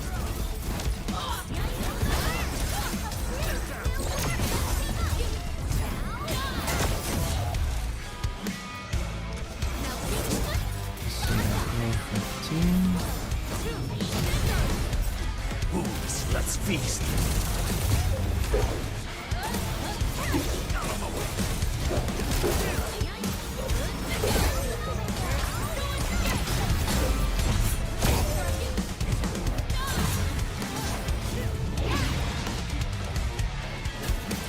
She's down on the ground.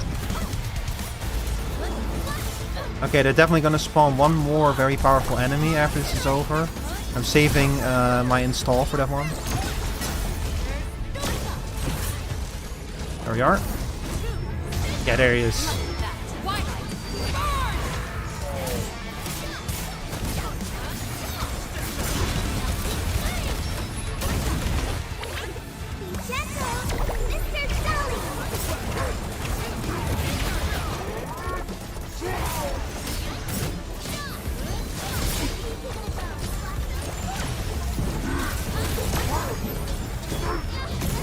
Ow! Jesus!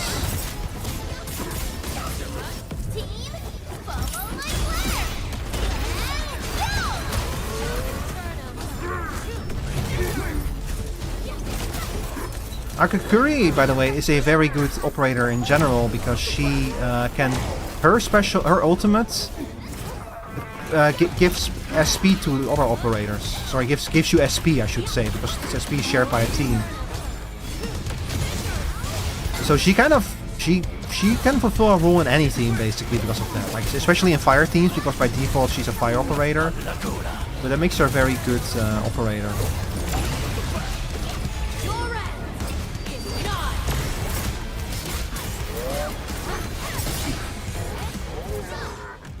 Nice.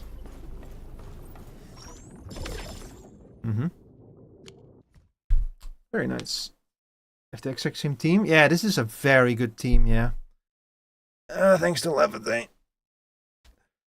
Basically, an entire team built around Levithane. Let's see, that should be one of them.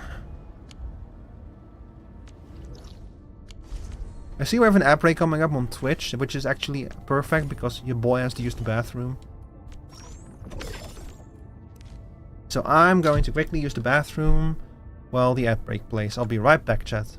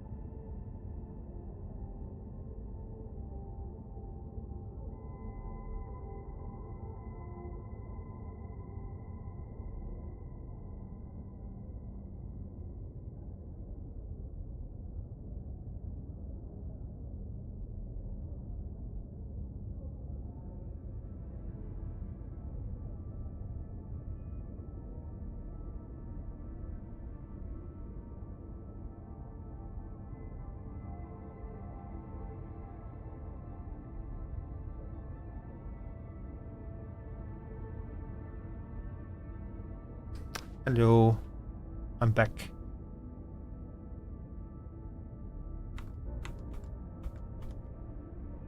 Okay, so let's see. We have 5 stages left that we need to challenge on the higher difficulty. And I want me to do 3 of them for this over here.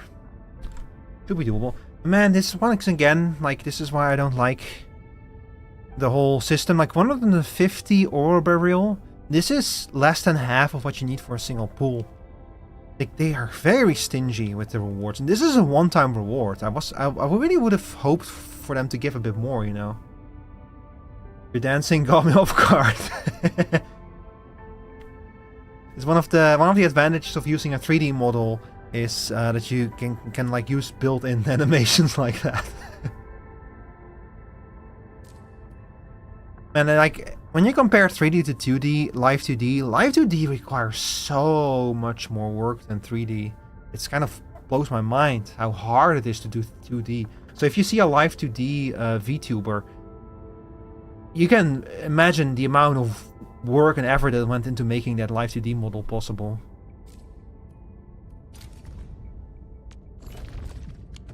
Okay, we finished this one? Yeah. My brother said that these are the end game of this of Endfield, which I can kind of see. You're working on your own model? Oh, nice. What kind of model is it gonna be? What is the, like, for me it's steampunk stout is kind of the basic summary of my model. What's your basic summary? Ow.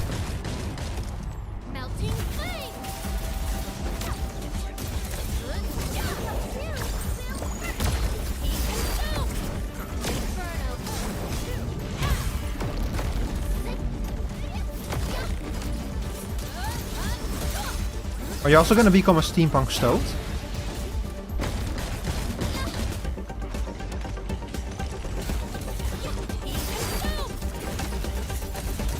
This thing is rough on this difficulty. Also, it's level 90, by the way. I didn't realize that yet. I guess that my operators are technically a little bit under level. Oh, did you see that? The fucking stagger lasted almost no time. Ow. Oh, this is a problem.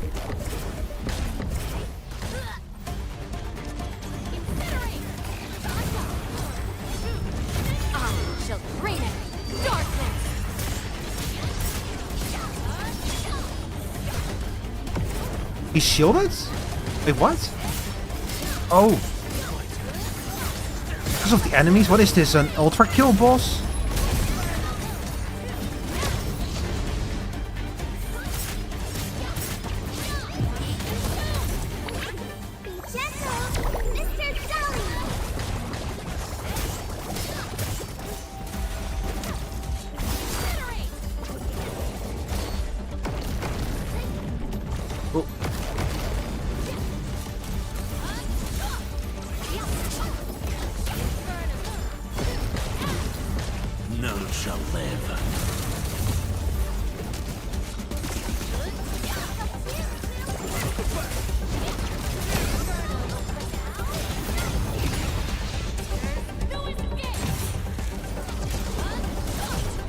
You know what I feel that we don't this motherfucker's nightmare in agony mode? Yeah, I'm fighting him in agony mode right now, and yeah, he is a nightmare, yeah. Ow. I fucking hate that he gets a fucking shield.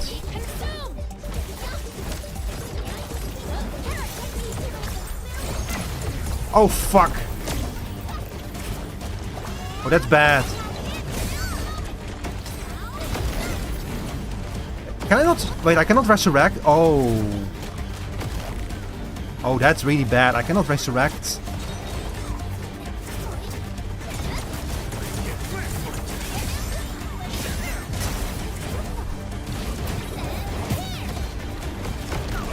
Ow. No, fuck.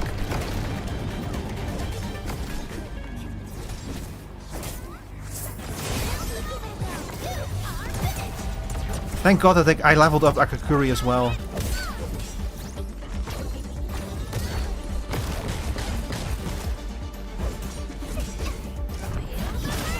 Or I would be in real trouble. Yes, give me heal.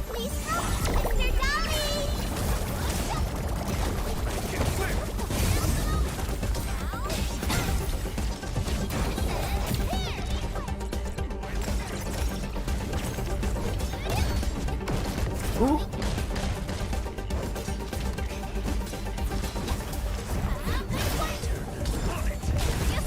Oh, please kill him. Please kill him. Kill him before it's too late. Oh, he shielded again. That's bad. No. God, those AoEs are so fast. What the hell?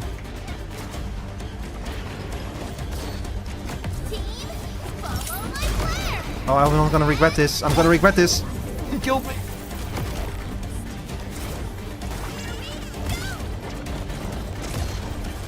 Ow.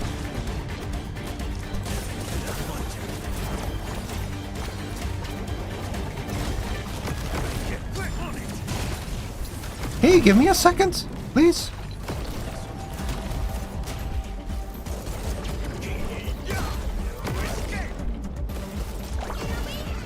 No, the answer is no. There's no second here. Or third.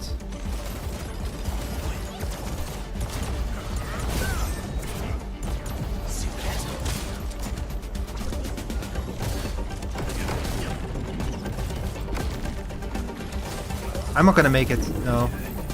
Damn it! I might as well give up. Oh boy. I like it, the game gives me hints, like, bro. It was over as soon as,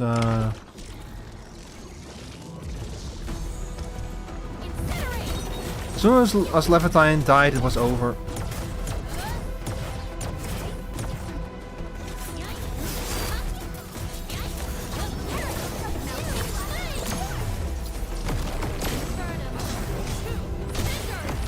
Ow, fuck.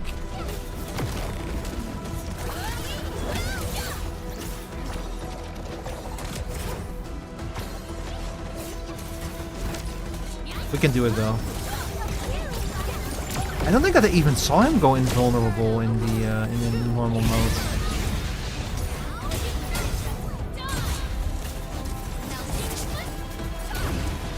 But I think I probably killed him before he was able to pull it off, or it just doesn't happen maybe. Okay, this time I've learned my lesson. Kill the ads first.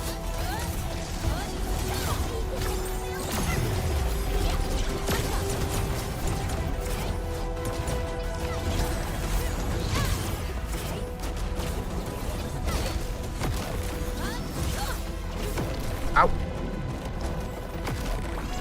And healing. Lots and lots of healing.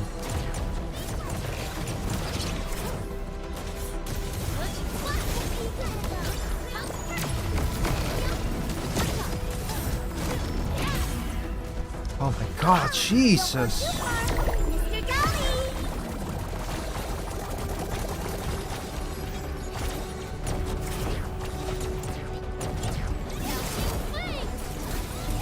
Okay, this is becoming a war of attrition now, so I need to be careful!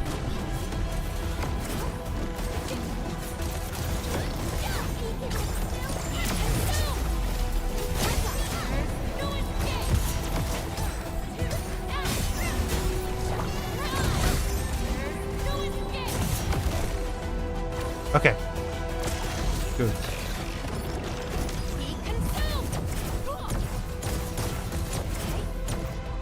The lower its health, the stronger it becomes, I feel like. Oh my god. Okay, 1-2 combo.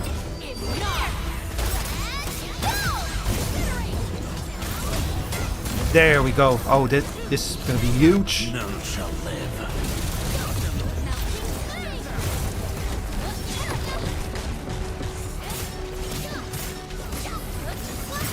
If I can pull it off. Ah, fuck, he went invulnerable before I was able to pull it off.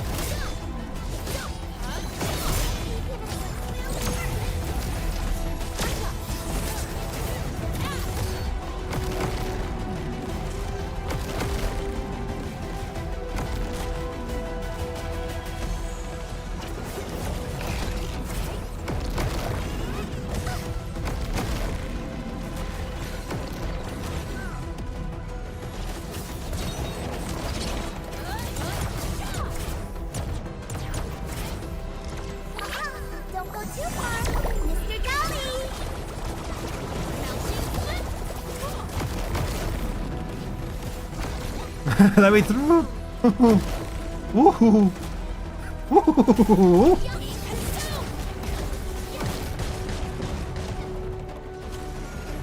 What is uptime?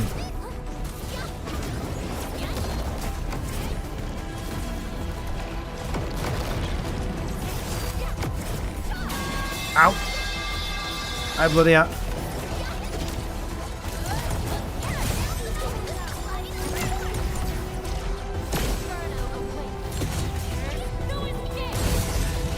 Okay, this is it.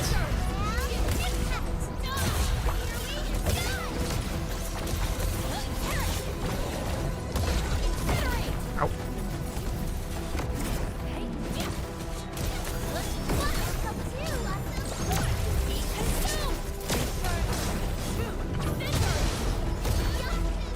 Oh, it's gonna have at least one more invulnerability cycle. I am going to start running again and healing. I'm gonna have to play this very carefully. Oh god!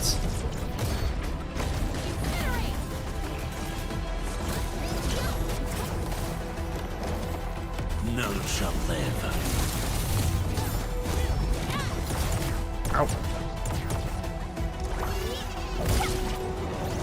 Focus on staying healed. As long as Levitain lives, we have a chance. If she dies, it's over. Ow. Ow. It's piece of shit. Okay. And check the delay on that. On Twitch, the delay is usually not very big, like 2 or 3 seconds or something. YouTube has a much bigger delay, sadly.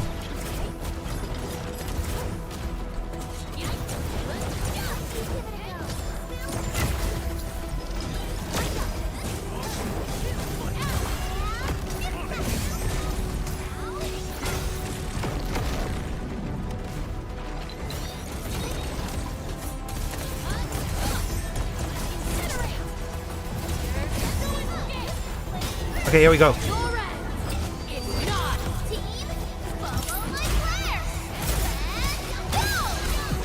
Kill it, kill it, kill it! Yes! Oh, we got it. Nice. Whew. Oh, that thing did not fuck around. Holy shit. We pulled it off somehow. It's a bit more than that for some reason. My data likely goes out of sync with Twitch screens. It doesn't appear to be a case with my laptop or mobile. Yeah, that sometimes happens, where especially if the stream starts lagging, you can very quickly build up a very significant delay, yeah. Alright, well, I hope that this one was the hardest one, because, oh boy. If it wasn't... Oh, we got a fucking challenge ahead of us. Do what you must, Professor. Now we're gonna heal Everything first. I can to help. Gonna rest first, make sure that we're fully prepared. Alright, let's try it again. Sorry, let's try the other one. Oh shit! I'm actually getting a lot of my weekly rewards from that. Hang on. And those 2s, please. Thank you. Yeah, it's you have to challenge them 3 times. You don't actually have to win 3 times to get the special rewards for this. That's kind of nice. Enemies move faster, recover from staggers more quickly. When enemies defeated, remaining enemies from hardest interrupt. Oh yeah, this is the one where you have to like try to kill them roughly at the same time, or the other one will become much stronger. Where am I from? I'm from the Netherlands. That's that question is not too personal. I don't want to be any more specific than that though, but I'm from the Netherlands.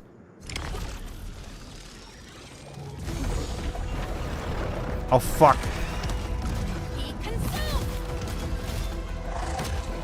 Ow.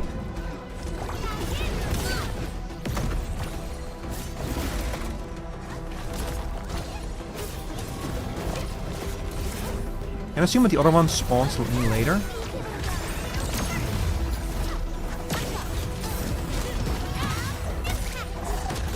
Ow.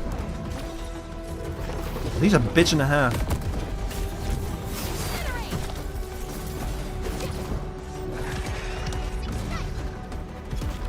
Ow.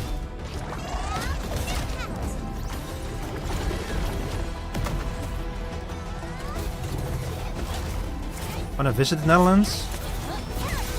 It's pretty cool here.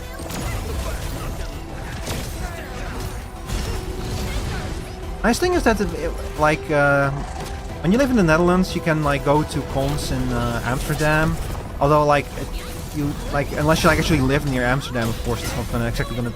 But it's not true. The Netherlands has we have a ton of highways here, so wherever you live in the Netherlands, Amsterdam is not too hard to go to. But also, there's also Gamescom near the Netherlands in the city of Cologne, in Germany, which is also kind of nice to go to. But I kind of I've been thinking about going next time TwitchCon is in Amsterdam. I've been thinking of going there. I don't know if if really have a reason. Maybe if I find people who want to go with me to Twitch. Oh, ow! What the fuck? What just happened? They were fucking ganged up on me. I've never seen something like that in this game.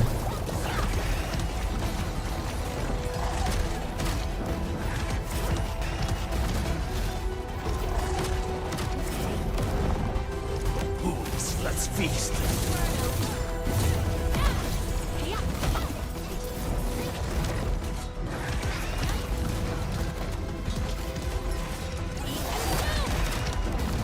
Okay, so these enemies, it's recommended to... Oh, that was the wrong button to press there. It's recommended to kill both of them roughly at the same time. I might actually not be strong enough for this, chat. I might have to come back for these missions later. I thought the last one was bad, but I underestimated how bad this one is. I'm out of stamina. That's also something that has never happened to me.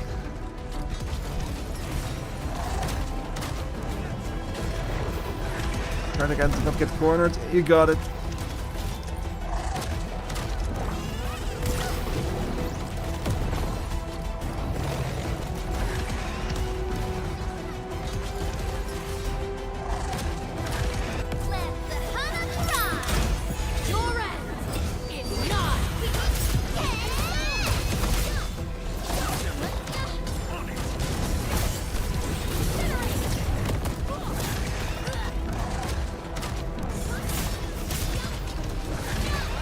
I wish I had a cryo team.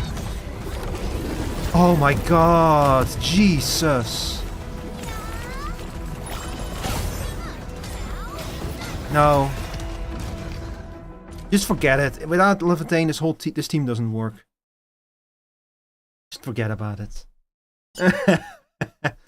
Yeah, like, I bet that solidification would have been very useful against them, so they finally stopped moving for a little bit, you know?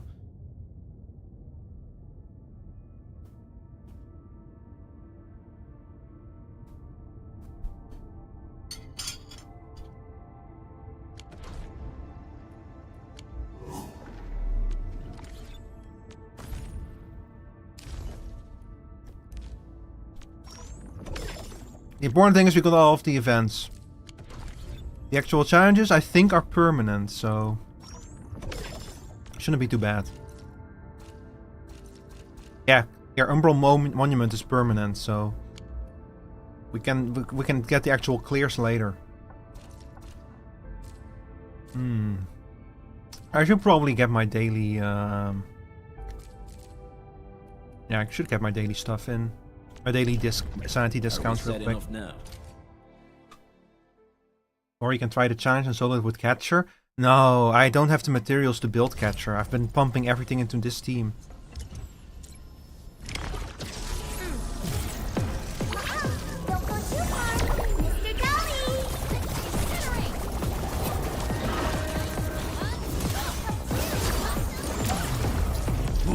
Let's feast.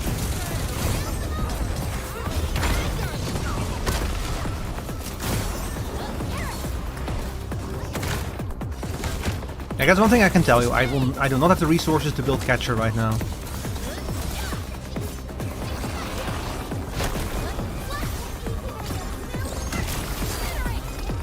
I need to get better at playing this game beyond just using like pure power, you know, like just trying to overpower enemies. That's my biggest issue right now, that I don't really understand how to play this game on a deeper level.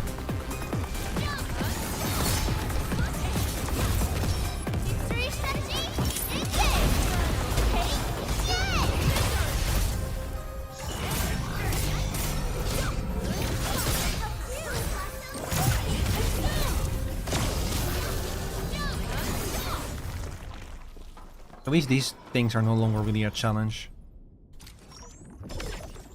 Struggle with building my team properly because the sanity runs out so quickly. Yeah, but you can at least... Oh, you mean like that? Yeah, like actually building teams, yeah. Yeah, they give you a lot more sanity in this game than they did in the original Arknights, but you also run out much faster. Like, everything costs much more sanity than anything in the OG ever did. So the only difference it really makes is that it takes longer to cap. Whatever comes next.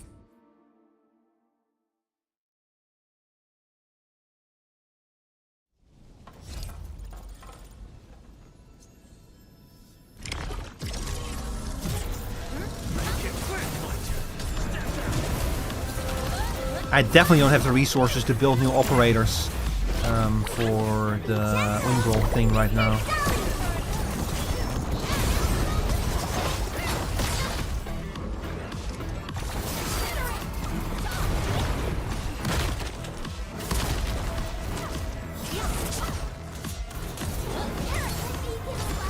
I don't even know how to like do that one Umbral battle against the two fast-moving targets. Like even that was I entered my DPS phase chat there when in a battle a little bit ago when I had like my when I was in Inserters install, and you saw what happened. I just couldn't hit them. They killed me because of the animation locks. Inserter does not have very long animation locks. He's pretty fast, and still that was enough for them to kill me. I just couldn't do anything. So my team is fundamentally flawed against those enemies. So I'm really curious how Cryo would work against them. I have to ask my brother, he runs a Cryo team. Or I might have to figure out how to solo them with Catcher. I will not be opposed to building Catcher for that purpose, but it's gonna be a while before I can build him, you know.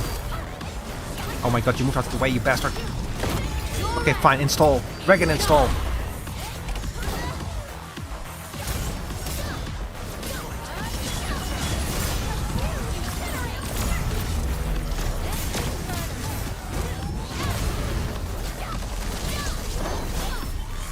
He keeps moving out of my freaking... Ow.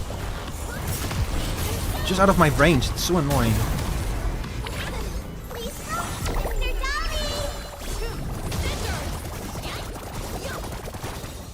Wait, we won? Oh. I was still in fight or flight mode. God, I love this arena though. Like, the big open arena and the rain gushing down outside. It's so cozy, you know? There's something so cozy about it, like it's raining, but you're like, you know, like you're sitting next to the rain, but you're not quite in it. Ah. Maximum chill.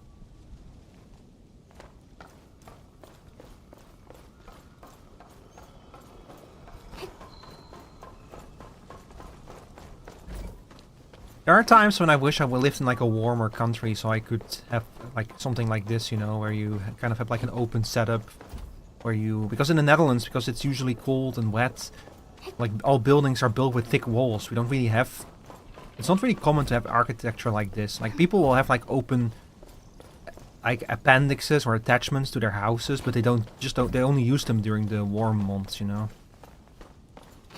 We love the music. Yeah, the music has always been really good. Even in the original had so much good music in it. Like the music I was playing during the opening of the stream, during the setup. Hang on, let me grab that. Like this is a song, I'm gonna play the song. This is a song from an event a little while ago. Oh, hang on, this is the wrong one. Here.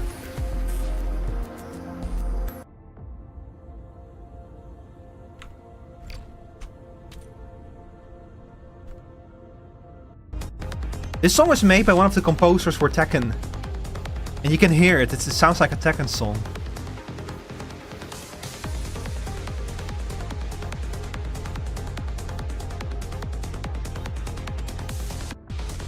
Especially this part, it's straight up out of Tekken, this. I love it. Anyway. You know this one? Yeah. It's a good song. I didn't play the event. I stopped playing the original Arknights like, I don't know, a year and a half ago or something. it took me a very long time to wean myself off of it, so I'm trying really hard not to get back into it. Because it's just, man, just too much time, you know. And now I'm playing this one, but at least with this one, I feel like I have an easier time deciding to just not log into it on certain days.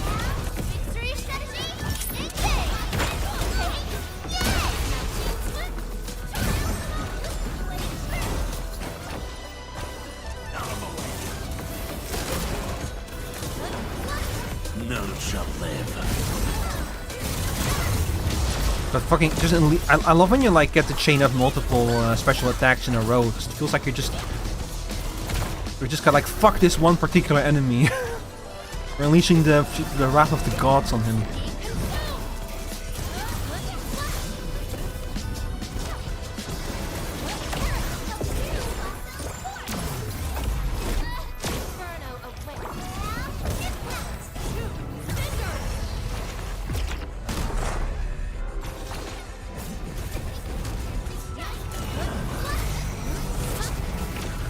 Audience, if any of you all played Marathon, because I've been kind of eyeing that game. I was very dismissive of it initially, but I have to admit it doesn't look bad.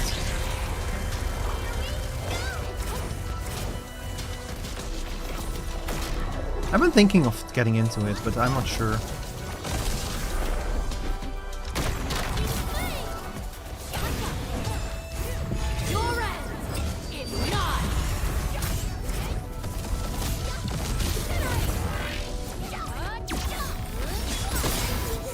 Go. And that's our last sanity discount for the day. Looks good, haven't played it. Yeah, it looks really good, especially now that they've apparently actually added like some PvE stuff into it, and there's apparently actual story tie-ins with the original Marathon games. Like now I'm really interested in it, because I've never played a Marathon game, but I love the Marathon lore, all of the connections and stuff, and the philosophical themes and such, you know. So I'm interested in it purely for that factor, because I've seen like a modern take on that lore and that universe.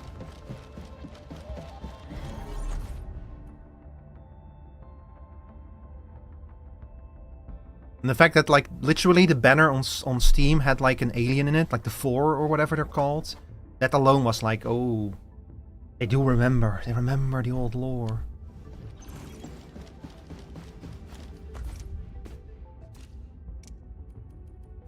Remember the 5th of November, the gunpowder, the treason, the plot. Yeah. See, I know that like probably the most well-known character from the original was Durandal, and I know it makes sense for him not to be in the game because the whole implication was that he went on to do other things. But I still hope that there's gonna be some kind of reference to him somewhere, you know, because he is one of the most interesting AI characters. Like, and I mean like AI character, not AI. I mean AI character. Out there. Like I consider him on par with like Shodan and GLaDOS. He's just his own kind of unique take on an AI and a character who is an AI in universe, you know. Let's see, Zetshu for Valley 4. There must be a faster way to switch between regions like this, but I haven't found it yet.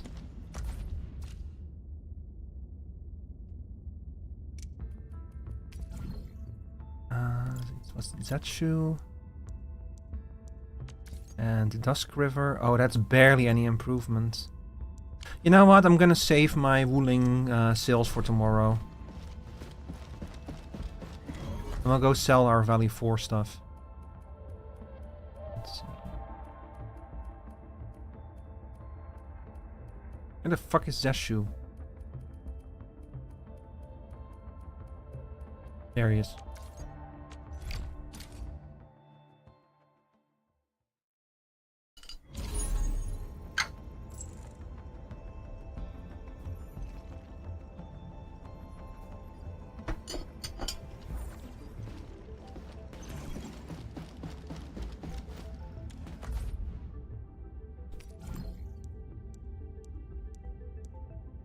what I read and what I saw, they were kind of clever with it.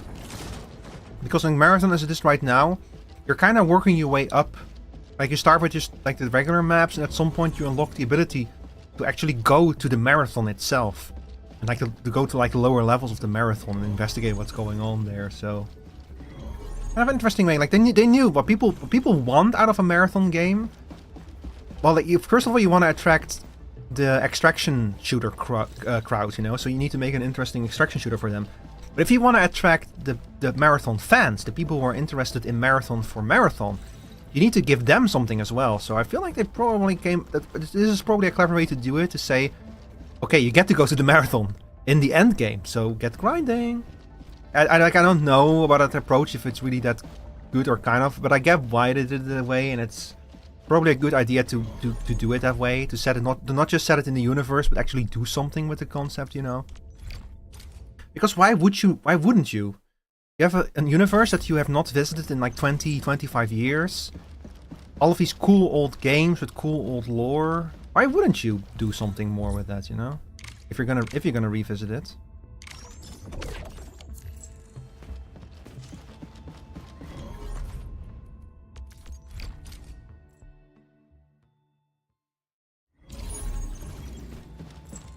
And also the fact that all of Bungie's games share a lot of like common philosophical themes and like imagery and that kind of stuff, you know. Like Halo feels like a second take on like a lot of the concepts and stories in Marathon. And Halo is another case of like a game series that I've never played, but I know a lot about. One of these days I'll play all of these games. I'll play Halo, I'll play Marathon maybe. Those games are the old Marathon games are really old and scuffed.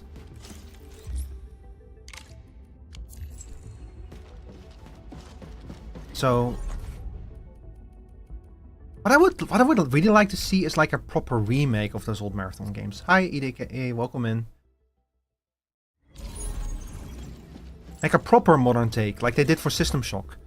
System Shock, iconic game, fucking fundamental for the whole genre of immersive sim. But the original System Shock is virtually unplayable to modern standards, even if you get the source port. It's just such an old game, and it predates so many modern conventions that it is almost impossible to play. But this remake took all of that and put it in a much more accessible form. I loved the System Shock remake, chat. I've tried to play the original and I just couldn't get into it. But the System Shock remake lets you experience like the founding of the immersive sim genre, and it does it in a way that like lets you do it with all the modern conveniences, you know? And it still feels like playing an older game, despite it being a modern game.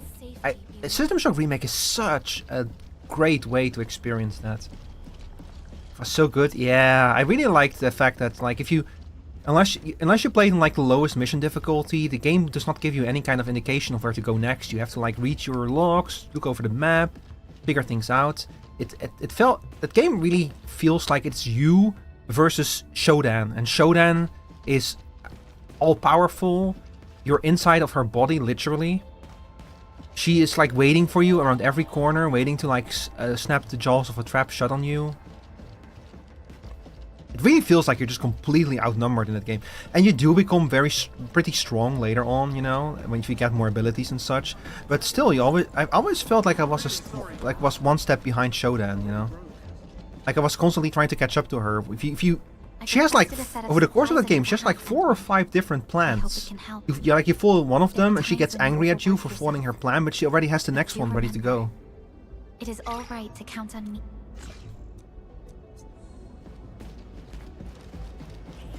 Such a good game. Strongly recommend checking out the System Shock remake, chat, if you like immersive sims. Very strongly. I really like that game. And they now actually they fixed the final boss battle now, because I'm gonna lie, the final boss in that game was a bit of a letdown, but apparently they fixed it and made it much more interesting. So like my one big criticism of that game is now gone. I need to replay that game actually. I really want to see the new boss battle, new final boss. I've been thinking of doing a new playthrough of it on like a harder difficulty on stream. But I need to think about that if I want to do that. Because that game can take a while. Although the advantage if I replay it is that I don't need to like scour every corner anymore. Didn't know about the remake? Didn't know that it didn't know that they remade the final boss battle. Yeah, like that was the most common criticism of that game, and the devs took that to heart, and I'm really happy that they went. I have not experienced a new boss battle yet, but I'm really glad that they decided to go back to that and revamp it, because the original final boss battle was kind of lame. I don't know how you.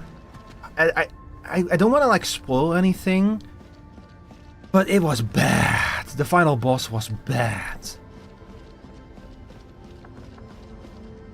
Yeah, it was just like I still don't know how they signed off on that, on what it became. So to hear that they went back and fixed that is very exciting. Like I really hope that the version that they turned it into is like an actual good ending for the game. It was, yeah, you know what I'm talking about, right? Can I talk about it? Okay, chat, I'm gonna talk about the final boss of System Shock for a moment. So technically spoilers. Although if you know anything about game conventions, you know you can predict what the final boss is going to be. Okay, all right. Spoiler: the final boss of System Shock original, you go into cyberspace and you fight Shodan directly in cyberspace. That's very predictable.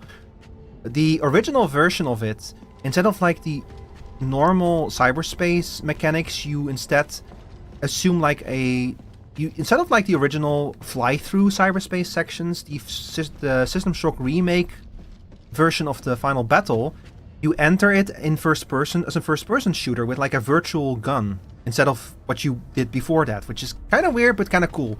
But then you move at a snail's pace. All of the enemies take forever to destroy. Shodan's core just sits there and doesn't do anything and doesn't talk to you. It's so weird and so lame and so slow-paced. It was a real bummer. So apparently what they did is they changed that to make it much faster paced. Apparently you have like, I think I saw that you have like multiple virtual weapons now. It might even be like a virtual version of your entire loadout. So they made the final boss battle much more dynamic. That's all I know. I have not experienced it yet and I really want to, so I need to get back in there at some point. But yeah, okay, spoiler over. Oh yeah, one more thing we need to do. Go to the acquisition center. Get our credits. We see that there's absolutely jack shit for sale.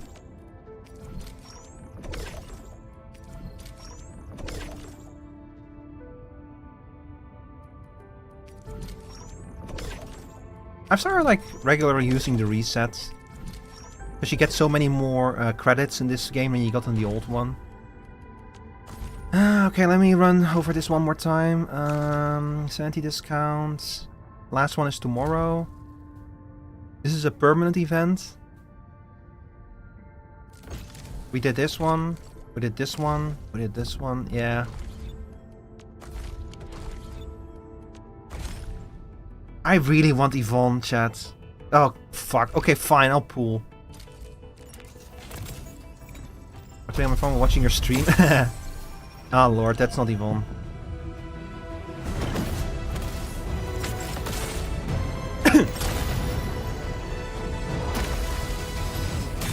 I'm not gonna get her, but I really want her. But I'm not gonna get her.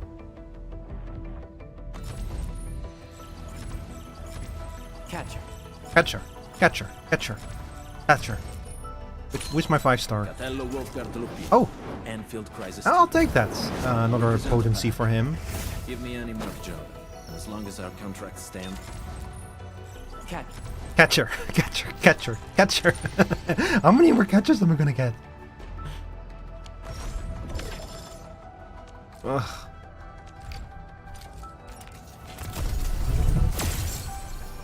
Man. Catch her. Catch her. Catch her. Catch her. Catch her. Catch her. Catch her. Catch her. Oh, another Ify Wena. Catch her. Catch her.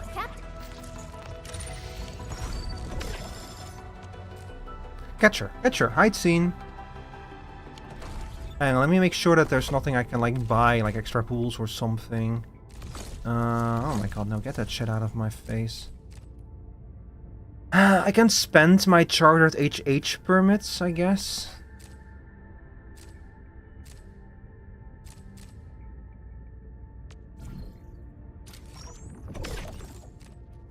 Whatever those are. I think that you get these when you, Oh yeah. Token 1 of the get a bond quota. You get bond quotas, you get these when you, as you pull and you get duplicates and shit.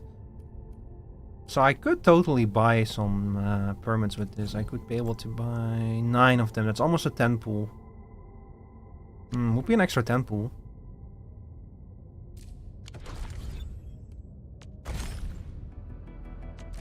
Ugh, oh god. Oh, my barrel. Fine. No, not it's not. Catcher. Catcher. Oh, no. Catcher. Catcher. That's a lot of 5 stars though. Catcher. Catcher. Catcher. Catcher. I want to pull for Yvonne, but I don't want to miss my chance to get Rossi, so I'm skipping Yvonne. That's very clever. Honestly, Sora, I should have done the same thing for Tang Tang. But whatever, I'm already this deep in, so whatever.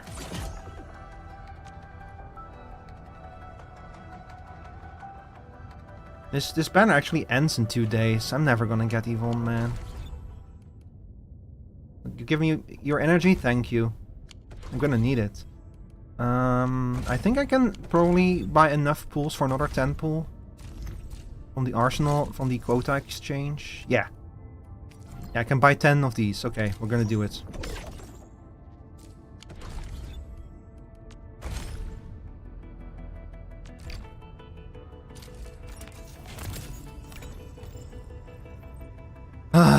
Okay, this is it. This is gonna be the last. I literally don't have the resources to do any more pulls. No, it's not it. It's a 5-star.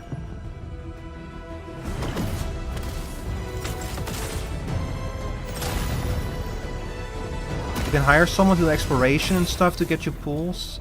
I'm not gonna pay someone. I would rather fucking buy more pulls than paying someone to do exploration stuff for me. Yeah, I know there's a lot you can do to get more resources, but I'm not gonna have time. Oh, it's Alash again.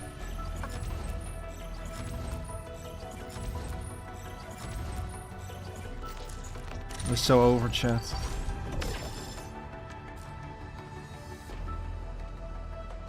I can convert my golden currency into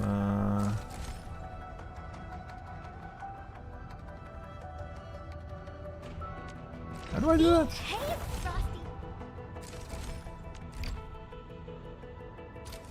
Ah, shit! No, I didn't mean to do it that way, damn it. Hi Kaimor, you look tired? Yeah, that's because I'm fucking playing the gacha game. Ugh, I didn't mean to do it that way, hang on.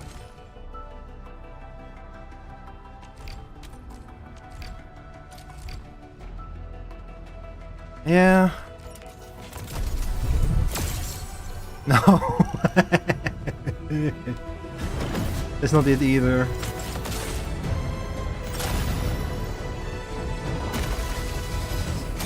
Learn from my mistake, chat. Do not play gacha. Do not play the gacha in this gacha game.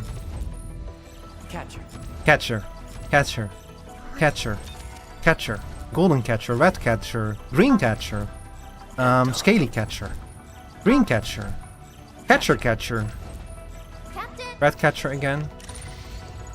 The pain of being unlucky. You know, the worst part is I actually... Back in Arknights proper, I was actually really lucky with my pools. Like, I always got, like, fucking crazy good things, but it's over, not in this one. Man, it's gonna cost me so many resources to keep pooling.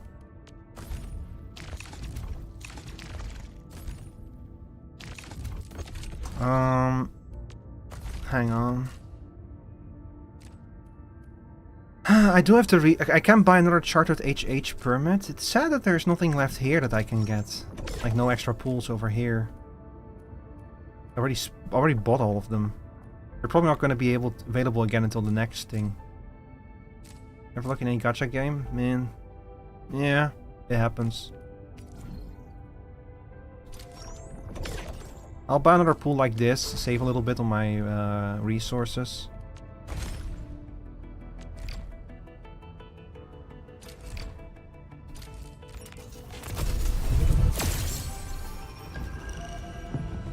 Nope.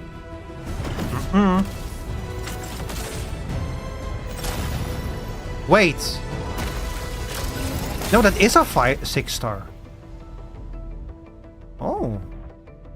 I heard about this, yeah. Sometimes C7 skirmisher, fluorite. there's like a tiny chance that when you pull the lever, No?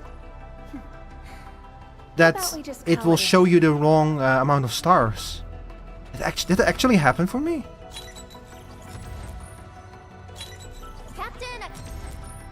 It's 5-star catcher. Yes, it's wolf catcher. Catcher. Catcher. Why do I have to do this? Hi, Endman. Yo! It's been a very long time since I last went out. Oh my god, of course it will be at the very last moment. I hate gacha games, but hey, I got Yvonne. I got Yvonne. Ental of Op Z7 reporting Catcher. for duty. I've stepped. Sleepy catcher. Catcher. Catcher, catcher. Thank god I got pink catcher. And now I don't. Now I feel a little bit less bad about literally spending everything I have. I forgot to take a screenshot. Oh no! Now I cannot boast against my friends that I got her. Whatever. You shouldn't do that anyway. That's how they get ya. That's how they catch her. I mean, get ya. You know. Well, with the next banner, this one will probably reset. So hopefully I'll be able to get a few pulls in at least on Tang Tang. But there's basically no way I'm getting Tang Tang or Rossi now. I just don't have enough time to build up enough pools again. Oh yeah, now I need to actually build Yvonne. Hey, Frosty Bitey. Oh. We're going for a walk with Endman. Of all the operators, she is the one who most looks like a VTuber. Including having like a very complicated eye design. Building her is going to be a nightmare, though. I need to get started on my cryo team, especially now that I finally have her. Are we setting off now? Okay, hang on.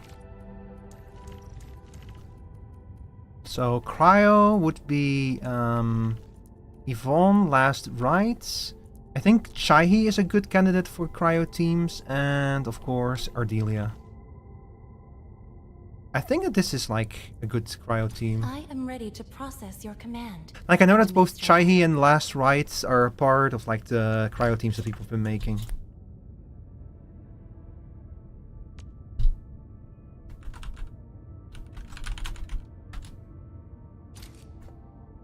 What?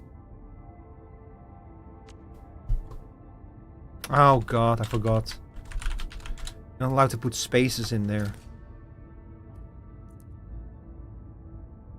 I would probably, if I actually play this team, I would probably play as Last Right most of the time because she also has a great sword. Oh jeez, I'm gonna have to rob Snowshine from. No, wait a second. No, not Last Right, right? No, it's.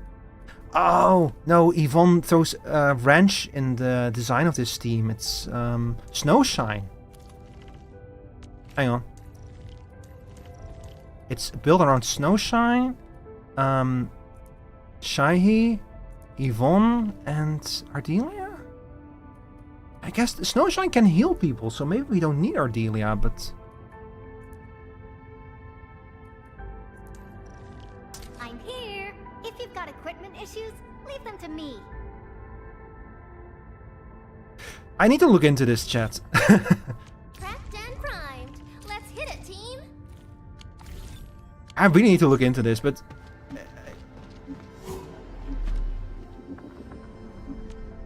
I'm just happy to have a reason to use Snowshine again, because I really missed her. I actually, like, started building her and everything before I decided to drop her. You know?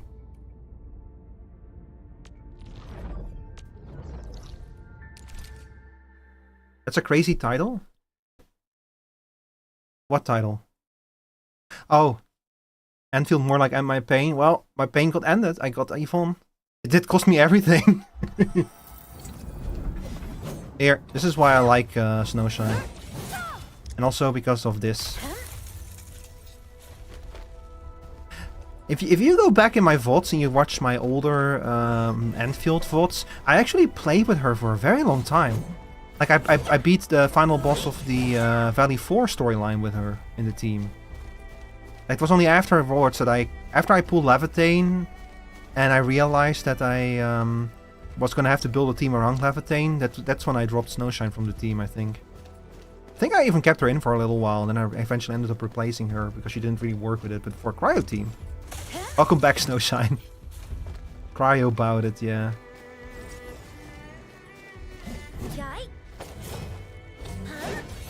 Gonna be a good time, yeah. Alright.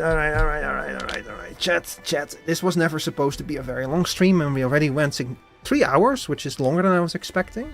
But I'm gonna wrap it up here, because I am getting a bit tired, and I'm going to be streaming tomorrow. So I do want to make sure that I have enough energy for that. So, chat. Hang on, let me exit out of this real quick, and then we'll say our proper goodbyes, and I'll tell you where else you can like see my bullshit. Arknights. Alright. Here we go. Alright, dear audience members. So, thank you guys all for watching, I really appreciate it. Twitch, I'm gonna send y'all away to someone else. Let's take a look.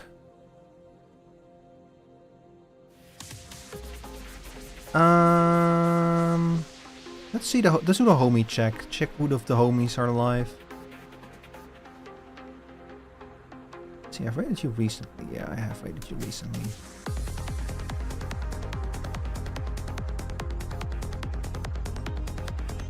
I love this music still. I have not rated you in a while. Oh, but I don't want to get spoiled for that game. Finding a raid target is always a bit of a... It's a bit of a trouble.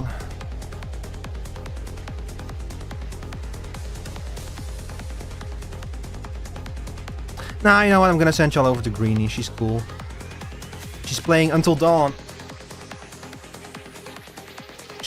Greenie, Control F Greenie, she's cool. I hang out in her stream a lot when she plays Hunt. She's a very cozy kind of streamer, so go say hi to her. Chat, your raid message, if you so choose to employ it, is of course the classic Rico raid. Also, here you go. Alright. So, y'all, as I said, I'll be back tomorrow. We're gonna play... send me the link to it later, you got it. This is not actually from Tekken, this is from Arknights, but it's made by the composer for Tekken. I'll be back tomorrow, we're gonna play B3313. It's a horror mod for Super Mario 64. It's a very interesting one. It's kind of liminal horror more than anything else. I have only seen fragments of it. It looks really cool. So we're gonna play it tomorrow because tomorrow is Mario Day, which is my favorite artificial corporate holiday. And on Friday, Meep and I are gonna do karaoke because I hit 500 followers on Twitch a little while ago, and I really want to celebrate that. So if you want to suggest music for our karaoke sessions, I have posts on social media that you can reply to with your suggestion. I have a thread in my Discord server that you can reply to. You can DM it to me. You can send it to me by pigeon carrier post for all I care. Just let me know in some way, and I'll add it to the list of songs that we might play. Okay, chat. That's it for the raid. The raid is gonna leave now. Bye bye.